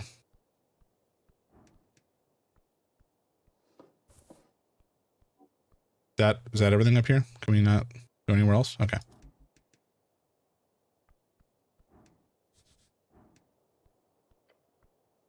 A brand. Okay, yeah, sure. See anything suspicious lately? Nell gives you a concerned glance. Okay, same thing. Rip keyboard. Why rip keyboard? Oh, is it dead? Oh no. Oh no. Bummer. Fought hard. Yikes. That sucks. Sorry to hear, Vanger. We salute it. Give it a Viking's funeral, put it on a boat or a bucket or whatever, float it to sea, and then light it a fire. Magister's back door looks cramped, okay. Who's this nerd? Etir, City Sworn Angel. Wow, we rolled so terribly. Good lord. Celestial, level 10 Angel, cold, stern, glorious. She follows orders, the type of orders that grants eternal fulfillment. Cool. I do like the eyes on the halo. That's a really cool, like, you know, biblically accurate angel sort of situation. I dig that a lot. In the Coin Lord's garden, you encounter a porcelain specter. Her armor glimmers, her very presence blinding you. She floats gently in the air, strangely unaffected by the river winds. Your goblin companion keeps his distance, muttering under his breath a word of disdain. Angel. Stare at her. The creature does not turn to face you. Instead, her many eyes simply pivot their gaze. Arcane cleric, she echoes, of the palace, script house, and earth guard. The flowers of the Coin Lord's garden dance beneath her, slaves to her beauty. This is the one. This Valkyrie. Keep her safe. You? Keep her safe? She'll wreck you, buddy. Beware. Just the cleric is fine, thank you. She lifts her chin. Then she opens her mouth to speak in a projected cold tone. Etir. Not really an introduction, more of a checklist of etiquette. As she states her name, you realize her mouth is not moving. Telepathic communication. The goblin gives you an uncomfortable look. Snell is joining the mind talk. Great. That's a nice name. She does not respond. Speaking with this ethereal creature is unnerving. Whatever you do, don't mention the eyes. Ooh, you're feeling something here, all right. Something fierce. You could shake her up with a nice comment. Yes, stand tall. Tell her how you feel. This is what a man would do. Tell her what you think about her many eyes. Oh no. The smooth thoughts and endless love. It's overflowing. Pray tell, thou celestial harbinger of such splendid beauty and gleaming countenance, if the light might truly be of your making, for thine ethereal and glorious nature, beheld within that halo of eyes, is my duality which foreverly plagues my being and soul. The sun, I say, the sun is nothing compared. You point at her and whimper. As you finish your rambling, there is silence sweeping over the magistrate's yard. As your helm touches the ground of the magistrate's garden, you feel the urge, the overwhelming and excruciating final urge, to tell this angel one final thing. Nice to meet you. The goblin's eyes are back and forth between you. The words escape your lips like smooth, honey? Yeah, honey, I'm sure she loves that. She looks down on you with many eyes, no response at first, but then she raises her head. Thank you, she says. A dry reply, at least she's not pissed. Take that as a wind. Hey, Al whispers to you, don't mess with this fucking thing. Be careful now. Cut to the chase, she clearly has no interest in small talk. Why, aren't angels good? You ever heard of celestial punishment? We're talking seared flesh, cleric, right off the bones. Glorious, your flesh can take the heat. Do not mess with her. Nice weather we're having. Her many eyes look upwards for a moment, then back to you. It is fine. Shivers. I'm here to investigate the tea shop. The eyes just stare at you. They spin gently around her. Great, nice. We got that cleared up. Just stare at her. She stares back 100-fold. Great, so, the eyes stop spinning. This creature is dread itself. I'll be honest, I find you very attractive. Your comment causes the angel to turn her face towards you for the first time. Walk away, walk away, walk away. Ma lutki prisum will, or whatever. She's mocking you, for sure. Why is everyone in this damn district mocking you? You're the cleric, and they should treat you with respect. Don't disrespect me, angel. As you do, she makes her first real move. One step. Her hand placed on the top of your helmet. What? When? The goblin grits his teeth and stumbles back. The ring rotates around her head, and now yours. She's close. Stay silent. She leans in. You see through the gap in her skull where her eyes should be. A warning, cleric. Dead no, she whispers, before taking a step back, leaving you frozen. You don't like her.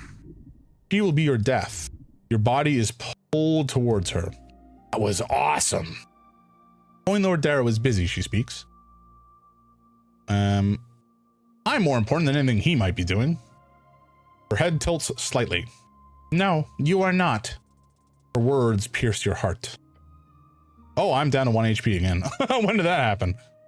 She looks to her right towards the building leaning against the ancient tower. After a moment of silence, she says, Coin Lord Darrow will be available post-midnight. Post-midnight? Yeah, she means after midnight. So between 0 and 6 a.m. It's good that you managed to solve this difficult code. The angel speaks in riddles. He will be in his restuier? Several of her eyes look to the entryway to her right. Restuier is one of those fancy terms imported from Anuran culture, though it doesn't mean anything in Anuran. They just kind of got it wrong. Anura, a fancy name for frog folk and toad folk. You've heard they don't like those terms for some reason. That door right there? Yes. At midnight, you say? Yes. Is Restuier? Yes. Right. She says nothing. What a conversationalist. She says only what is needed. That is commendable. You speak good human for an angel. Human is not a language. Semantics, like potatoes and that other vegetable. You speak this language good, though. I speak every tongue, cleric. It is not special. Bold. I like her. Your companion raises an eyebrow. Really? Even goblin? Ah, me, she says, turning her gaze to him. Naktathu Gobhar? Oh, awesome. Good job, lady. Can I ask you some personal questions? No. Pressure on her. Please? No. Tough nut. You didn't actually think this living tank of a creature would just open up to you, right? Good try. Strong try. Yeah, I need access to the tea shop now. Coin Lord Darrow has requested no unauthorized access, but I am authorized. You are not. Damn, she got you. When did you say I could speak with Darrow? Coin Lord Darrow is available post midnight. His door will be open. Why can't he see me before midnight? He does not respond. Either she does not know or cannot say. Can you grant me access to the tea shop? No. What if I'm too busy to see him right after midnight? You are not. How do you know that? She does not respond. What should I do until I can meet with him? Just hang around? Her eyes spin gently around her head. The tea shop owner, she says, as if suddenly coming to life. Locate him. Do that. Return at midnight. He knows a lot about this quest of yours. Midnight. Got it. Return when it is time. Okay. Truly ancient piece of history propped up as garden decoration. Okay. No little guys, not this time. This door, I'm gonna guess, is locked. Yep.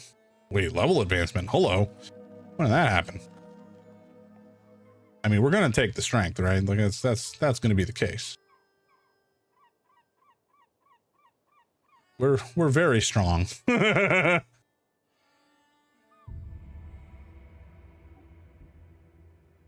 And oh my god, we have so much HP now. And I think that's still reduced by a certain percentage as well. Actually, before we go through the door, what is this? Entrance to the old guard tower. Sure.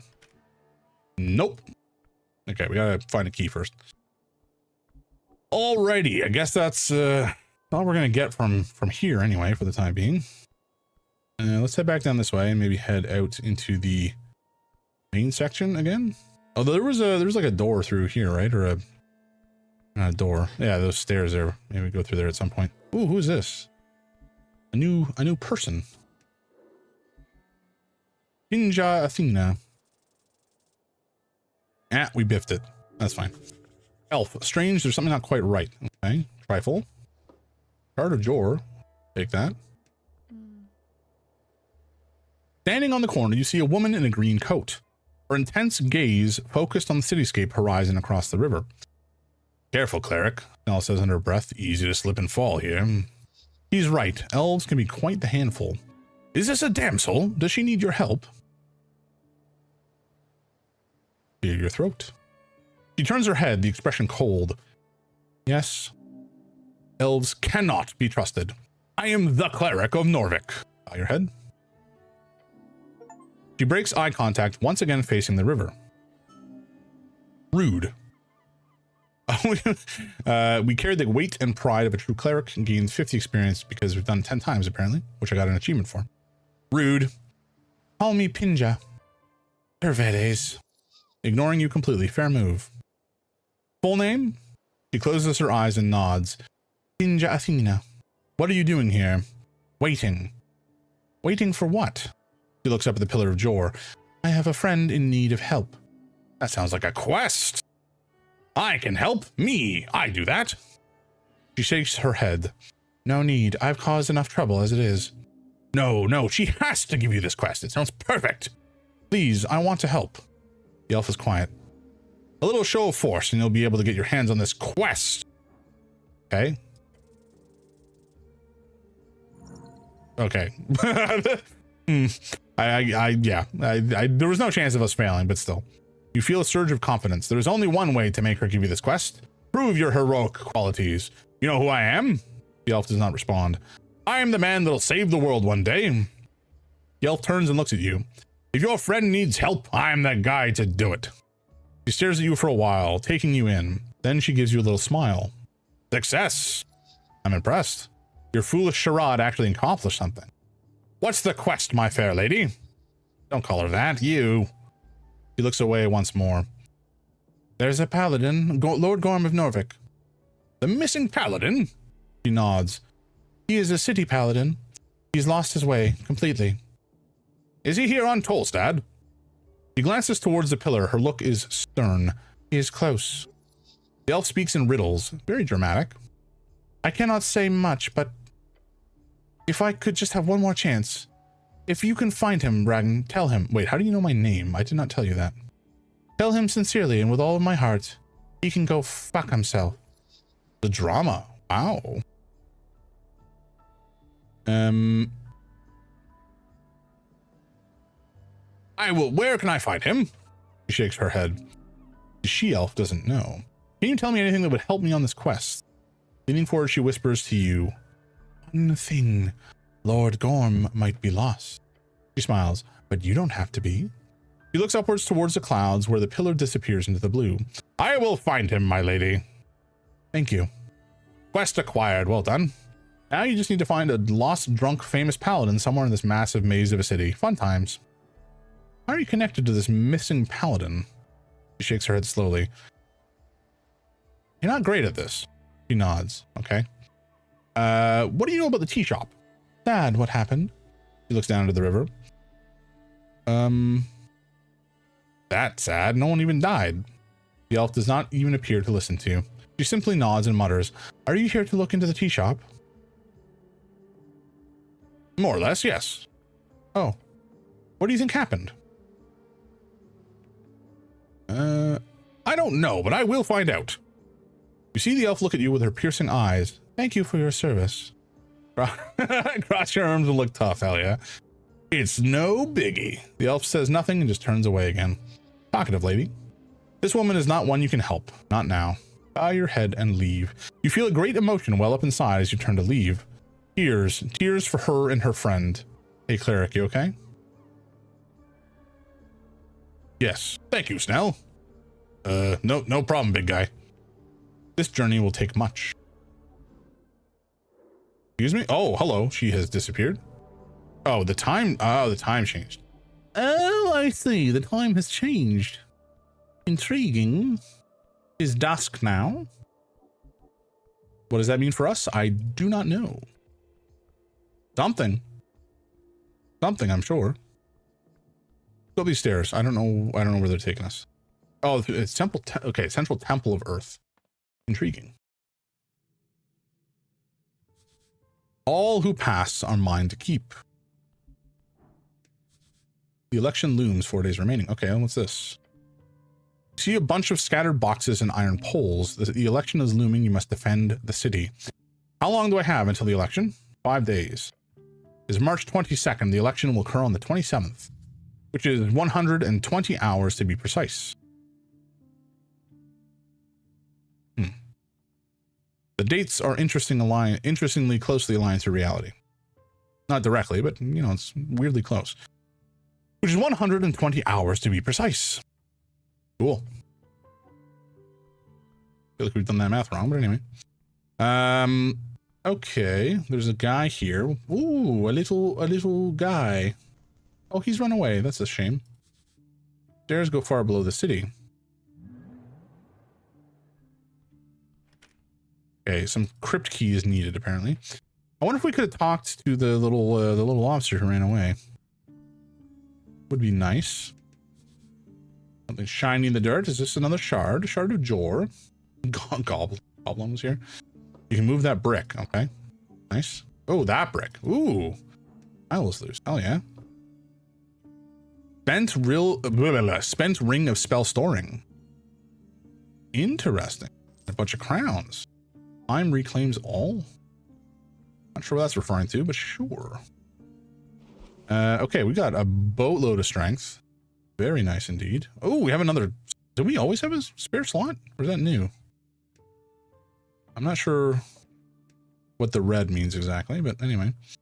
The compact ring tingles with esoteric might. It is ancient, made entirely out of brass, and inside the top shell you can feel, you know, there's a tiny scroll. You know there's a tiny scroll. However, that scroll has long since been spent on some divine spell. How do you know that? Again, you can feel it. Its original use is long lost, but keeping it around seems good. Perhaps its previous owner was a good man, if he left it behind at a temple of earth. He's watching over you. Okay. Yeah, that's wisdom, charisma. This is strength, wisdom, intelligence, which I don't care about, and strength. Wisdom. I feel like this one we can probably. Oh, hello. feel like this we can put in a deep storage for now. I think we have read this already, but maybe not. To resistance members of Tolstad sounds like a good organization. What are they resisting? Evil, surely. Have you ever heard about a resistance, Snell? Yeah, the Norvik resistance or whatever. Minor organization. Basically a bunch of human kids causing trouble. I only know some of them because they wiped away some goblin graffiti a couple months ago. I went and talked with one of their moms, nice old lady in East Housing. After that, we didn't have any more trouble. A nickname for the housing district where the poors live. They're Asgalis? Priest Riders. Excuse me. Nationalists, I think. Bunch of boys. Human boys tend to lean nationalistic for certain reasons. Yes, obviously. Roll your eyes despite the fact he cannot see it. Boys can be non-fascist. It's possible. Yes, obviously. He squints. Are you rolling your eyes? Yes. Roll your eyes again. Ah, okay. It looked like you had some kind of neck problem, but it's fine. Keep at it. Okay, let's take a look at this shrine. I don't think we have any spells to prepare necessarily, unless we got more spell slots. Oh, we do. Nice. Arm person, cure wounds, grease, field of faith, animals. It would be nice to have this prepared, but it doesn't really seem that useful to us right now. What can I do with grease? Stick grease covers the ground in 10-foot square centered on a point within range and turns into a low friction, difficult terrain for. I feel like there's going to be some interesting use for that at some point. This feels like purely a combat thing. Okay, well, we'll just take this for now. It's fine, I think. Behold, a grand wood carving of Earth, father of Norvik. Goblin was here. You stare at the wondrous wood carving, a depiction of Earth at his greatest, a true man. However, you also notice a message carved into the base of the art piece. It says, Goblin was here. Heresy! What kind of ingrate would defile a sacred object? Seems like Goblin's at work again. Goblin was here, stare at the message. Vandalization, terrible to see. If you'd been here, you could have stopped it, surely. Either way, you must become stronger to stop this disintegration of society from spreading. Famous artist, that guy. Never seen him, but you've definitely seen his work. A bit rude to just carve his name into the statue like that, but he's known to be a bit of a dick swinger. If I meet this goblin fellow, I will personally destroy him. You won't. As much as I'd love to see you try, no one can even get to him. The guy's as elusive as an ethereal spider. Goblin is an artist. He's technically wanted in most districts, but no one even knows if he's real. Might be a dozen little guys running around with paint and carving tools. Who knows? I should try to remove that message. You should. It's only right for the cleric to clean up such a mess. You should be worried about the work involved here. You'd have to take that carving knife by the candles, and can the yellow one be trusted with this important mission? Extremely doubtful. Does this really have to be a sleight of hand thing? Can't I use the power of my faith or something? What are you trying to do? Close your eyes and pray? If you want to clean up this old wooden thing, you got to handle it carefully. No. Prayer does work. Just put your trust into Earth. He will guide you. I feel like either option is kind of dreadful. I think our dex is higher than our wisdom, to be honest. Okay, let's go for it. You have the abilities. Hell yeah. It also would have been fucking hilarious had we failed, of course. I was kind of hoping we would, and it would be kind of like that monkey Jesus thing that woman in Spain did. That would have been remarkably good, but alas. You start working. Picking up the tiny carving knife, the same that was used to scratch the wood. You can clean this up real quick. Spend 10 minutes working on it. With dexterous fingers, you precisely carve a layer off the statue. Within a few minutes, the message is entirely gone. Glorious! Wonderful work. Fine craftsmanship is what it is. You could have been a wood carver in another life. If it was in any way a lucrative career, that is. Looks much better now. Oh yes, you're cleaning the world one message at a time. What do you think about the statue of my god, Snell? Real human culture here. Yeah, good job. Expected you to crack the thing in half. But you didn't. Work here is done.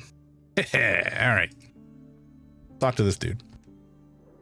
The duck. Okay, we know... Oh, his strength. Right, we know a lot about him. Oh, he's undead. Interesting. He's off duty, but whatever duty that is, it's everlasting.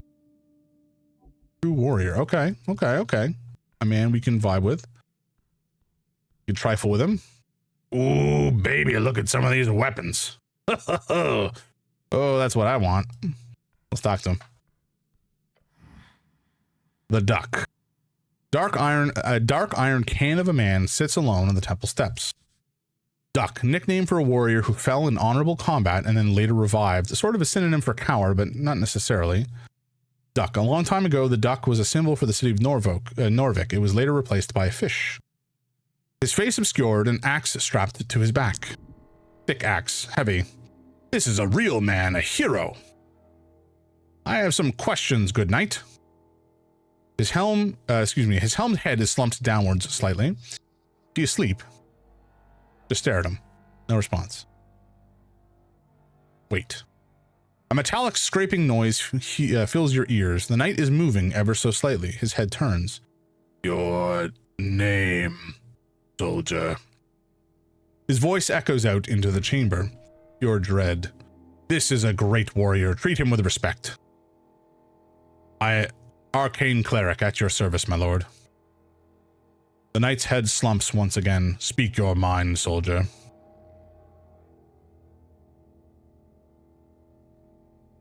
Who are you?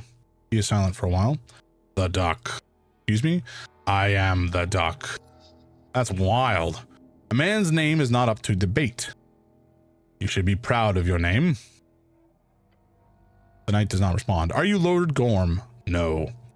I see. I'm looking for Lord Gorm. Have you found him? Or seen him, rather? No. How do I open that gate down the stairs? I have the key. Oh, can I have it? No.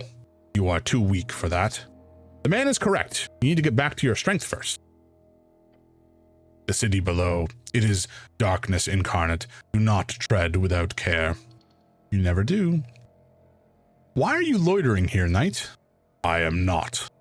The cold chamber echoes, the cold voice echoes throughout the chamber. What are you doing then? I am on my off hours. He speaks as though he's reading from a script. You like it here? No response. I too would like to hang out on the steps of the temple. Helm turns slightly. Can I hang out with you, please? Helmet turns away.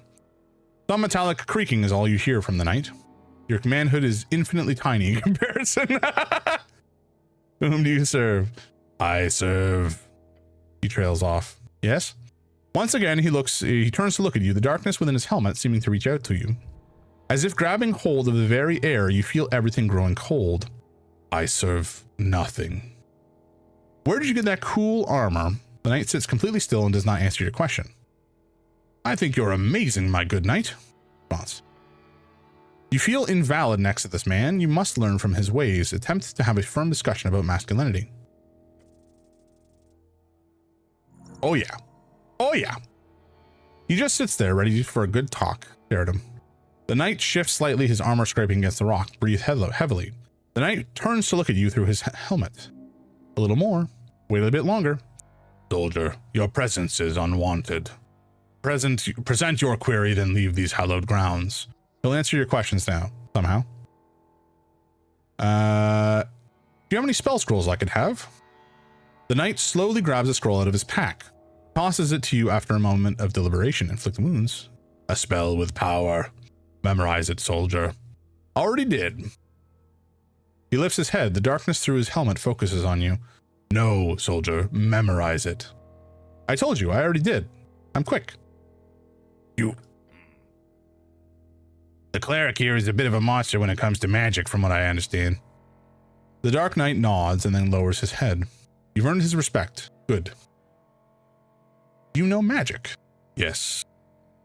Can you teach me magic? No, he mutters to himself. Oh?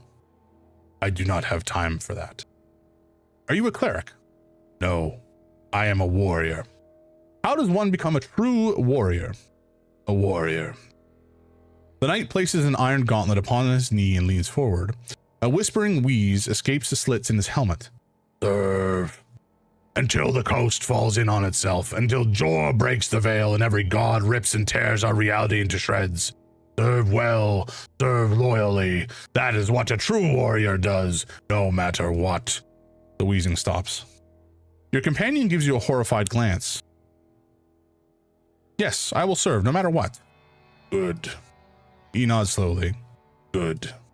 He lifts his hand and clenches it. Oh, an opening. Go for it. Wait, who do you serve again? Visken. Oh, He moves his head towards you.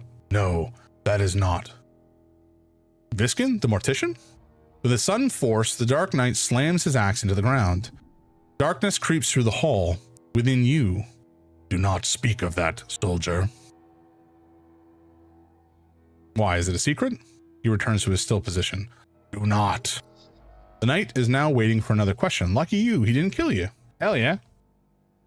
What do you know about the tea shop? Not much.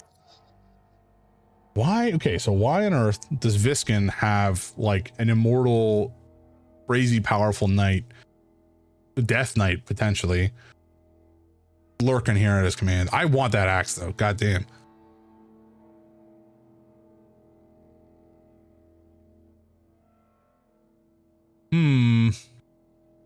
Where were you at noon on the 21st? Below. I need more than that, my good knight. The walls shook in the crypts. I was on patrol. I was not in any position to perceive any misdoings. The city below is endless and most of it stands unexplored to this day. Okay, sure. Why are you in the crypts? He's silent and still for a moment. I have my purpose. As do you, soldier. Do not pry too deep. Are you threatening me? He places an iron hand on his knee, waiting for the next question. That is a firm yet gentle reminder that he could crush you in an instant. Well then. Did you see anything suspicious before the explosion? No. You sure? The knight nods slowly. Do you have any piece of info that would help me? Maybe a man dressed in yellow? He goes silent for a while. A man passed through the halls below. Civilians do not pass there. Past the crypt entrance, through the goblin's domain, into the southern caverns. Man? Dark hair, silk clothes, headwear, dressed in yellow. Sounds like a Reedsian nobility merchant type. What's past the crypts? The roots of the goblin's tree, then more tunnels, the southern tunnels, then the sewers. How do I get there? There are paths. Most are trapped. Once you get there, the alligator might know more. His grounds are near.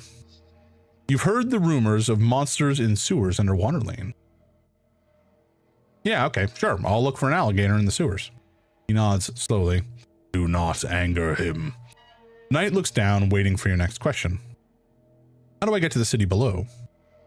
He pauses as if thinking about your question. The goblins use their passage below Visken's lair. Right, the staircase by the apples where you woke up. That is the safest path. So basically dive deep like some kind of spelunker. Yes. This is great. Thank you, my good knight. He is quiet. Now, some other questions. What's up with the mess? Without lifting his head, the knight answers in a cold tone. Election. Ah, so this is where it's being held. What are you voting for, my good knight? I'll be voting nationalist. Knight doesn't, the knight doesn't even more. You find yourself advocating for nationalist ideals. He does not care for your political opinions. How manly. It stirs. His silence tells you nothing of life, nor the humanish experience. Other questions? Citizen? Man, I wish there was a way we could obtain some of his stuff. The crypt key would be very useful. Obviously, the axe. Oh, look at that axe. It's so good. Oh, I want it. I want it so bad. Okay. He explicitly told us not to talk to Visken about him and the fact that he serves them, which means I kind of want to talk to Visken about him. That may end up, yeah, that may end up in us dying again, which is fine. Hello, can I look at this? There we go. The Great Perch of Norvik. Okay. The fish. I should save here again, just in case. What's the time? 10:42. Okay, we got a little bit more time. I'm gonna go till about 11, and then I gotta wrap up. Okay, it is. Oh, it's nighttime. It's no longer dusk even. Okay. I don't remember. I'm sure there was a bunch of stuff we were supposed to potentially do, but I've also forgotten all of it. So we're just gonna wander.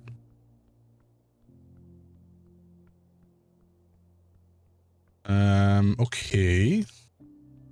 Don't think we really need to try this again. Yeah. DC 26 is very doable.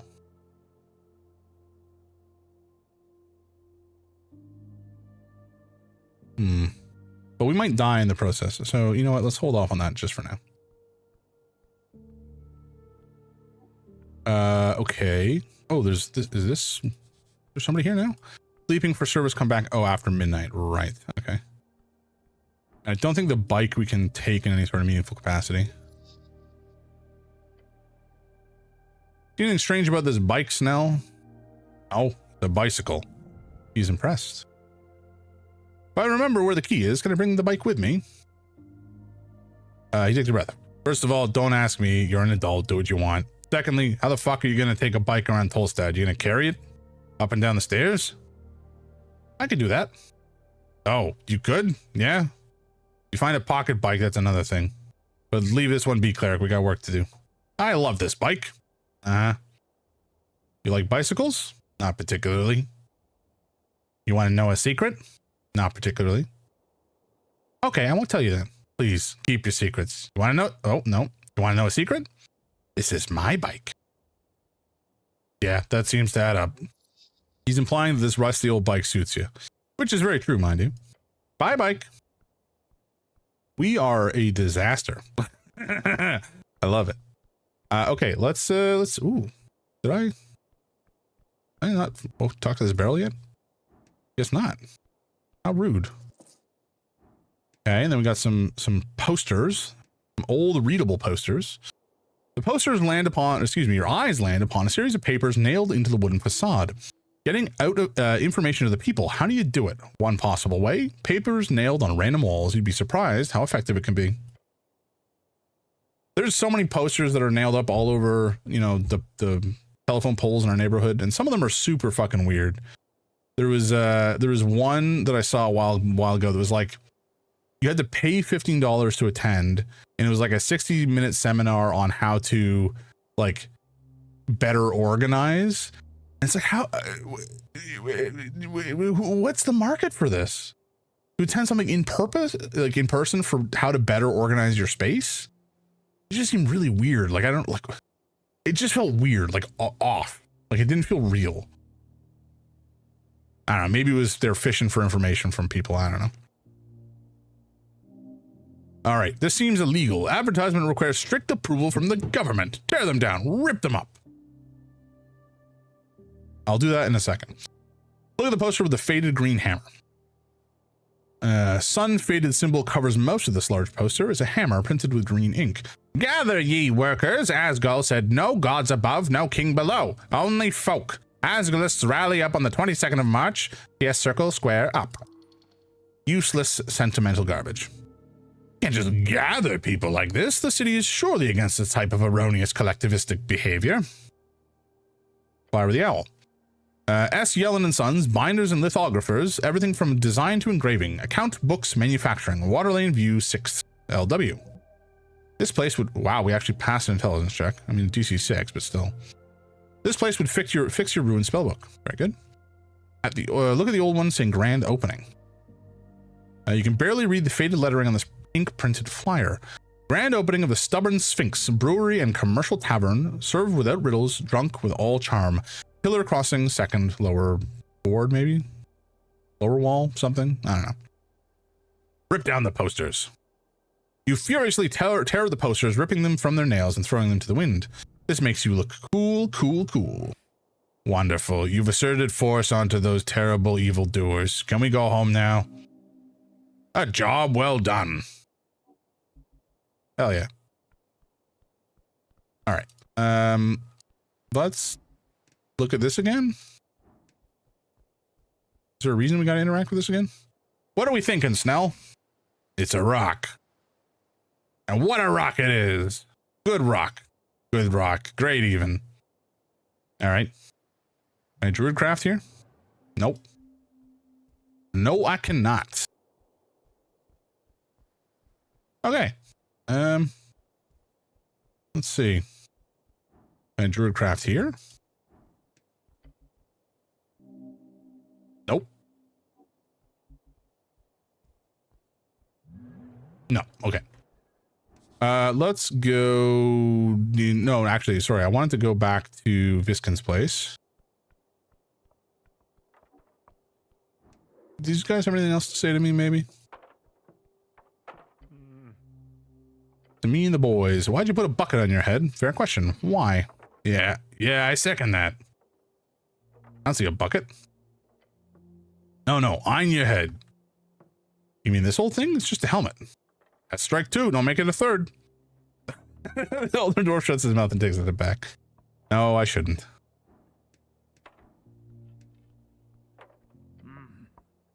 Mr. City Man, what do you want this time? And about the rally, what about it? Okay, good luck fighting tyrants. Yeah, we're gonna try to solve this by figuring out why he got screwed in the first place. It may... Well, I know, I just want to know the truth. Okay, and then in here... You know what, maybe we should save. In a minute. Actually, what we should do is eat some more apples.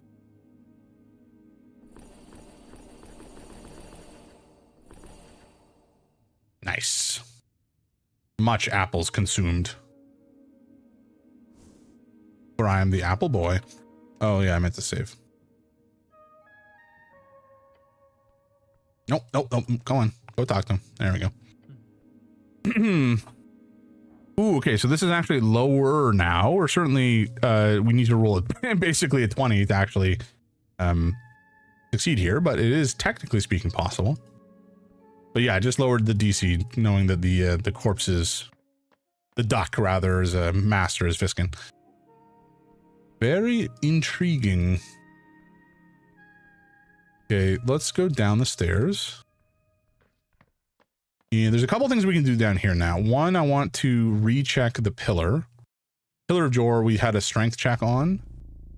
So that I want to double check. I think we can attempt it again with a Shard of Jor, and then maybe pass that check. And then there's also the bugbear we can speak to. I think it was down that way. All right. It whispers to you unintelligibly. Touch the cold pillar. Your body quakes, standing in awe of this ancient object. How many battles do you think it's seen? How many deaths? How many noble sacrifices given to one's god or king or people? The thoughts stir in you a deep sense of longing. Perhaps one day you will join in that sacred sensation. Perhaps right now.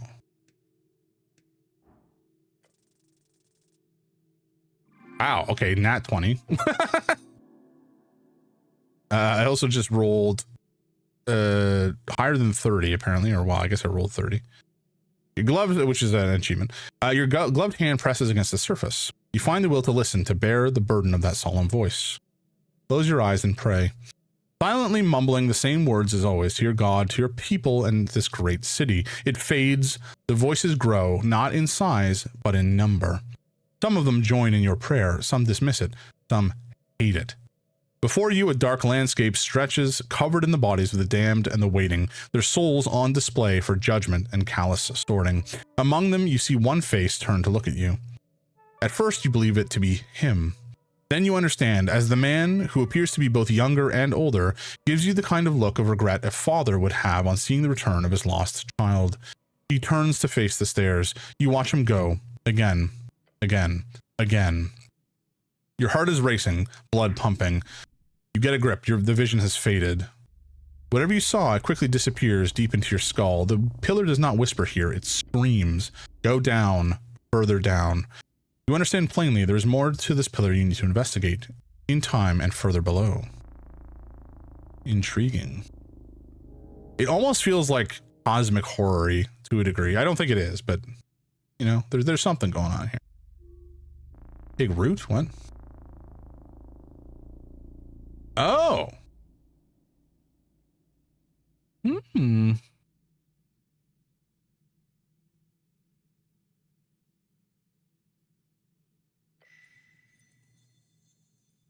I guess because I've told people I'm a cleric, I'm the cleric enough. They must have realized it by now. You're not just some government goon. You are... Of course not. I'm the cleric. That's right. The one and only Norvik's protector and hero of the downtrodden, the cleric. This is your calling, your duty, your life. Since you joined the Earthguard to make sense of this unruly life of yours, it is your calling. This is where you found your zealotry, your love for the city, your meaning in life. Feel clerical. There are other trails as well, one more in tune with your natural inclinations. Ah, of course, all that druid craft. Yes. You have shown promise as a primal caster, a friendly local druid. That is also a choice you can make in the coming years, and one that would suit your demeanor as well and potentially grant you access to healthy friendships, and so on. Tell me more about the cleric. With that name as your pride, you will keep going through divine, sacred magic. The cleric, your healing spells are increased by an extra proficiency. Your heals can also be increased by your strength modifier instead. Oh boy. Your strength modifier instead of your wisdom modifier if it is higher. It is. Tell me about friendly local druid. Spend more time in the great outdoors. That is the first step. Extra proficiency in rolls when in natural habitats. This includes outside areas, overgrown areas, and caverns. Moist holes also count. Yes. You know, we are the cleric. Oh, yes. Say it. I am the cleric. Earth be blessed. You are. Feel like you have found yourself. Damn straight. All right. So we are the cleric. Healing spells are increased by an extra... So our heals are going to be fucking monstrous now.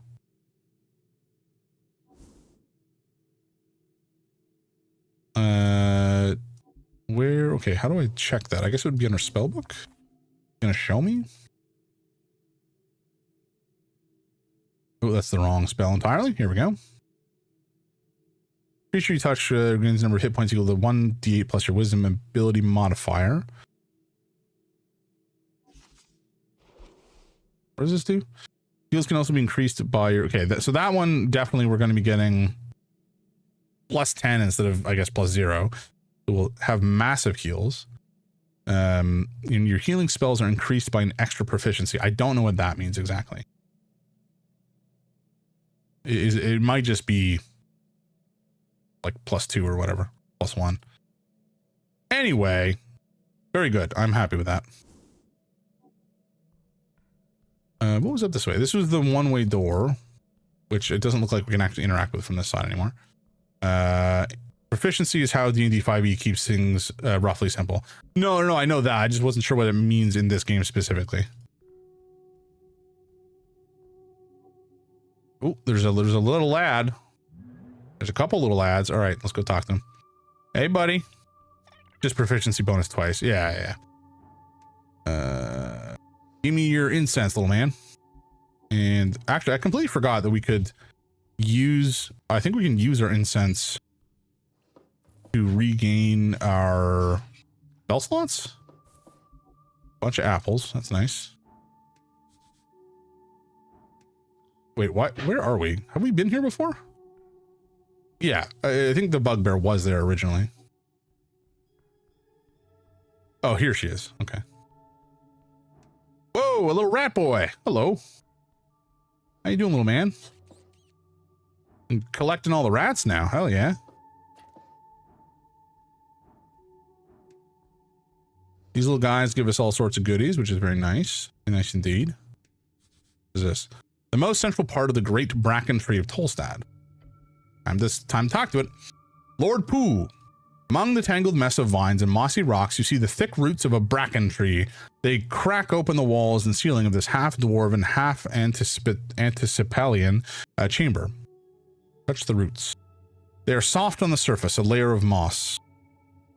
Hello. The tree does not respond. Alas, I don't think it's got a mouth or a brain. Look beyond the roots. They're thick and create a vast, tight forest. There might be something here hidden beyond the wall of roots, but you're not sure. We actually know for a fact that it is there. So this is the bottom of the big tree, more or less. The roots go deeper, much, much deeper. Meaning Decuscus Booty?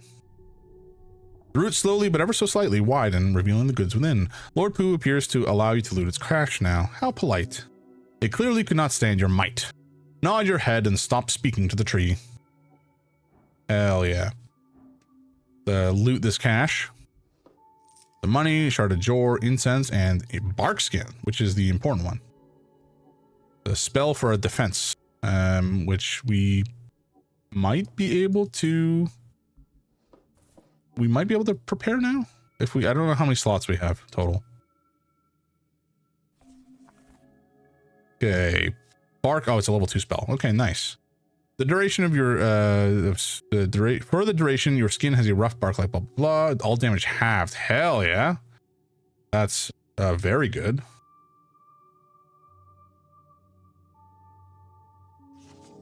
Okay.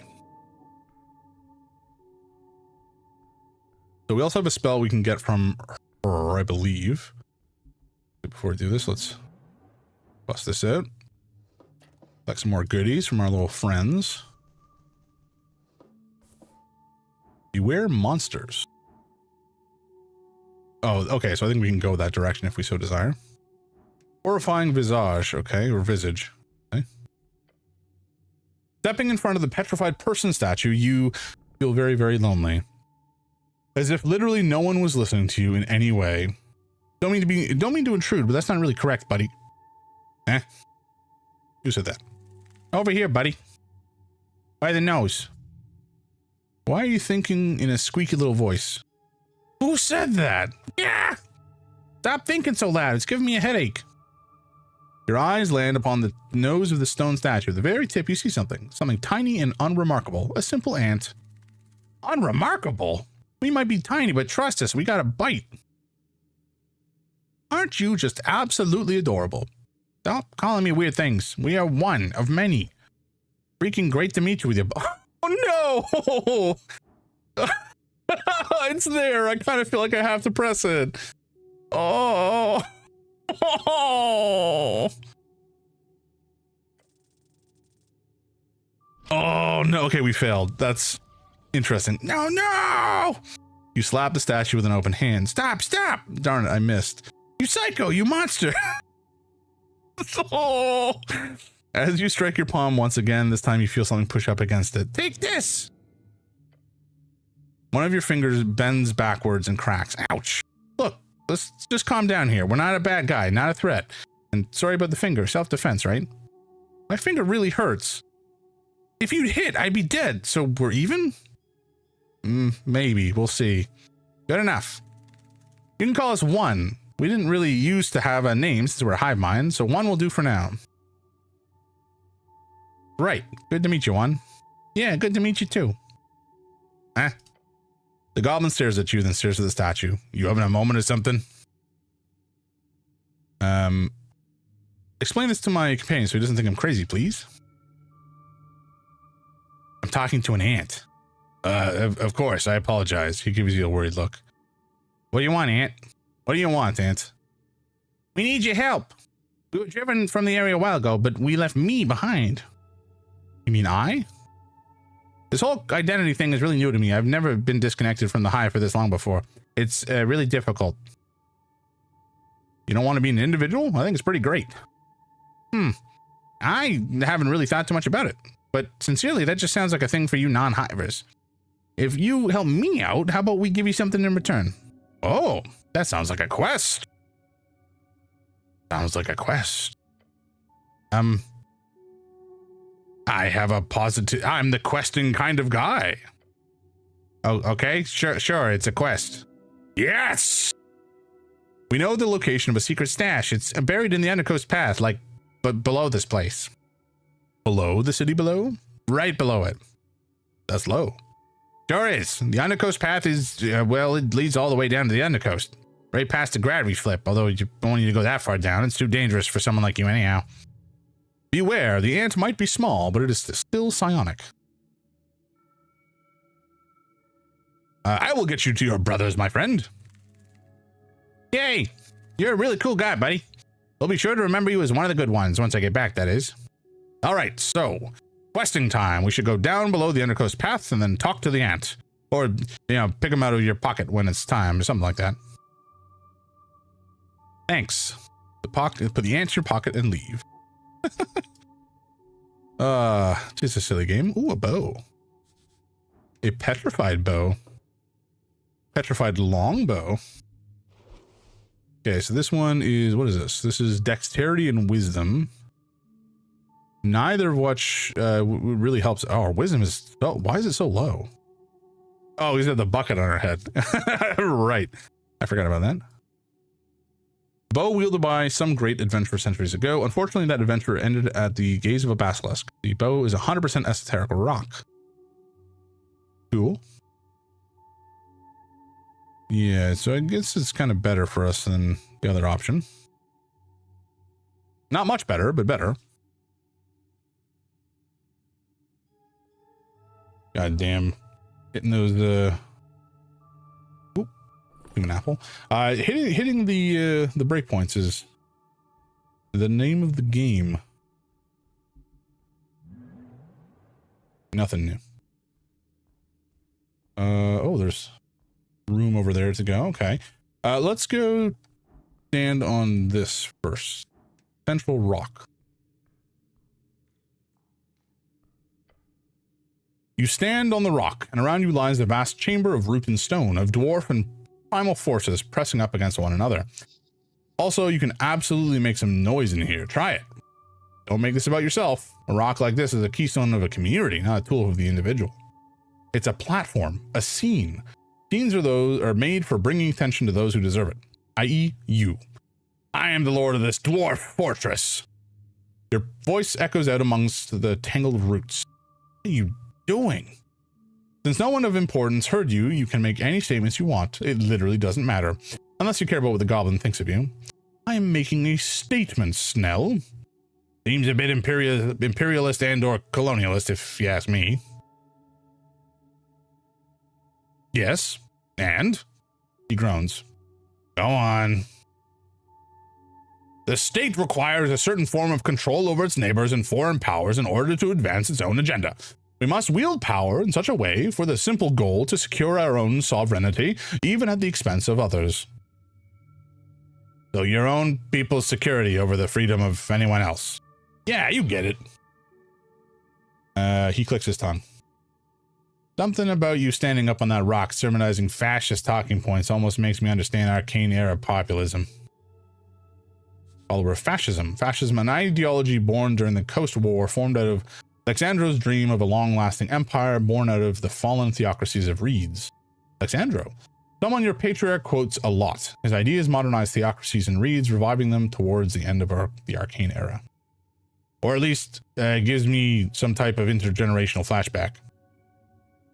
So you don't support my campaign? I think I'll skip. The goblin looks around the pool, his face carrying an expression that's about to melt off his cheeks. Why am I standing here? What am I doing with my life? Can we go, please? Okay. Thank you. Your voice, your echo fades out amongst the roots.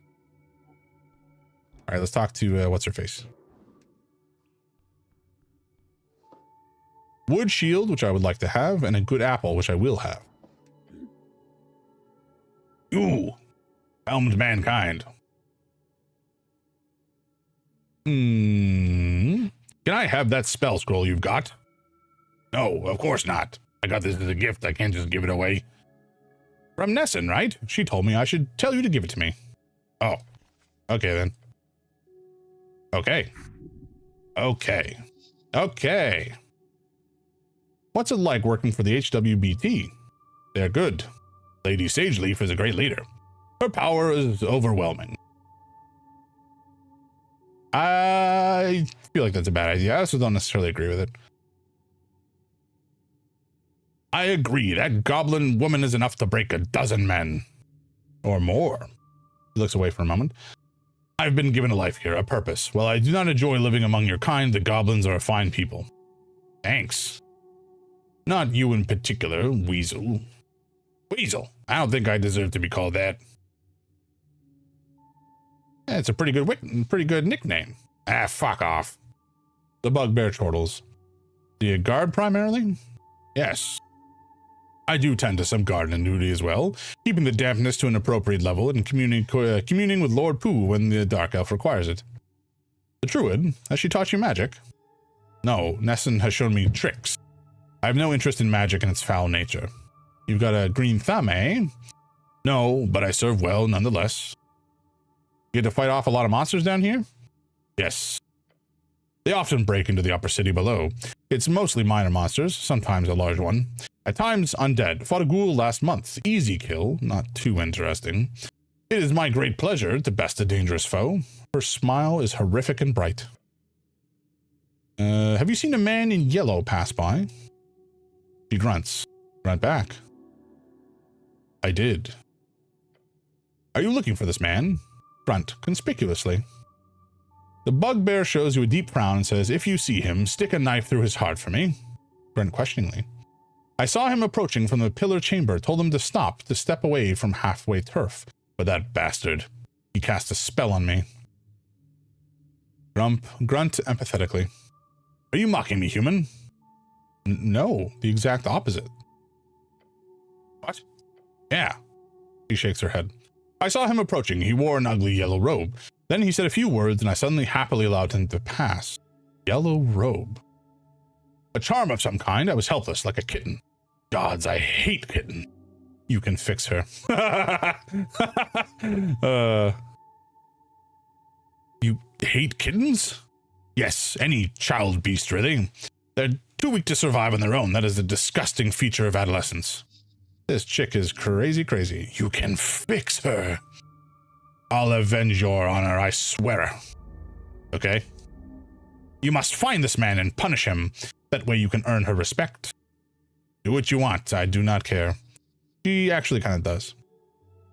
What else can you tell me about him? He had slightly darker skin, unlike most pale humans in Norvik. Carried a backpack and several things. Tools. That's not very specific.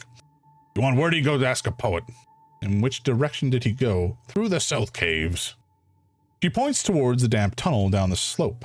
I warned him about the monsters as he walked away because of that darn spell. I would have hoped for him to be dinner for some hook whore or dark mantle, but the bastard turned invisible as he entered the tunnel. I hate wizards. Same, I can't stand the nerds. The bugbear lends out a grunt. I have some questions about the day of the tea shop explosion. I felt a slight rumble in the earth. I was down here guarding the roots. So nothing out of the ordinary? Nothing, I have to tell you, human. You look like a great warrior and woman. I do not look like it, human. I am. I agree. Oh, yeah? Yes. Just stare. What are you attempting here? Some type of courtship? You are a fool. Prove yourself worthy and I might look your way, you buffoon. I will return once I've avenged your honor, my lady. Yeah, whatever. He likes it. Yeah, I wanted to look at, because there was... we've talked to several ladies now. Moongore, the guardian gardener, was turned by man in yellow. Okay, so we have to avenge her there. Wait, this is completed? Oh, I guess because, yeah. Technically completed, although there's always more. Primal kin, convince Nessun to, okay, we did this already. Into the primal strings, proving yourself to Nessun. You are now a very newbie druid, at least in her eyes. Phoenix folio. Oh yeah, we gotta get that repaired. There's something else that we got though, I thought. Young and dumb, missing paladin, river takey, Licious blues. Dragon Toll? I don't think it was this one. Either was it this one. Anyway, that's okay. I guess that's all we have to talk talk about with her for now. I have purchased this game. I blame you. That's fair. I honestly thought it would be the kind of game that you like, at least kind of fucking around in. It doesn't have like all the kind of tactical combat that you might be interested in, broadly speaking, but the writing has been so good that it's just been such a treat to play. Okay, it is 11:12. I should probably wrap it up here, which is very sad. I would love to continue playing this right now, but we'll keep we'll pick it back up on Tuesday next week. Dark Tide tomorrow. Tomorrow, what day is tomorrow? Tomorrow's Friday. I can't do tomorrow. I'm playing Slay the Spire, unfortunately, with Kyle, Wes, and Miranda. It's a work night. It's only a work night? It's only a work night. Oh, is it? I'm tired. I read that as the same person. Seamus, I'm sorry. It's only a work night. Yeah, it is a work night. So stay up. What? You're a terrible influence. What are you talking about? I've already saved. I don't need to do it again. All right, folks. So Dark Tide tomorrow probably isn't going to work. I would offer to invite you to play Slay the Spire with us, Rich, but I think we already have 4 people. There's a caveat that perhaps Miranda will not be playing with us, in which case you are more than welcome to join. I'll come and hang regardless. Oh, sure thing. Yeah, you again, totally welcome anytime you want. But yes, we do need to get Dark Tide in. I would love to check out that new mode, although I don't know if we've unlocked it yet. It may not be worth digging into until I've got more weapons and perks and such. Anyway, alrighty, folks. Y'all are lovely people, and I love hanging out here and playing these games. This game has been just a blast to play. I'm glad some of you have deigned to pick it up because it's 100% worth it. We're gonna find somebody to raid, but YouTube and Kick, thank you very much for stopping by. We'll be back on Saturday morning playing, hopefully finishing, Return of the Obra Dinn, which is a phenomenal mystery kind of deduction game. So look forward to that. My brain is going to melt out of my ears. And then we'll be back on Tuesday, probably for more Esoteric Ebb, because I'm just like having such a blast with this. Alrighty, folks, have a great night. You're all fantastic. Goodbye, Kick.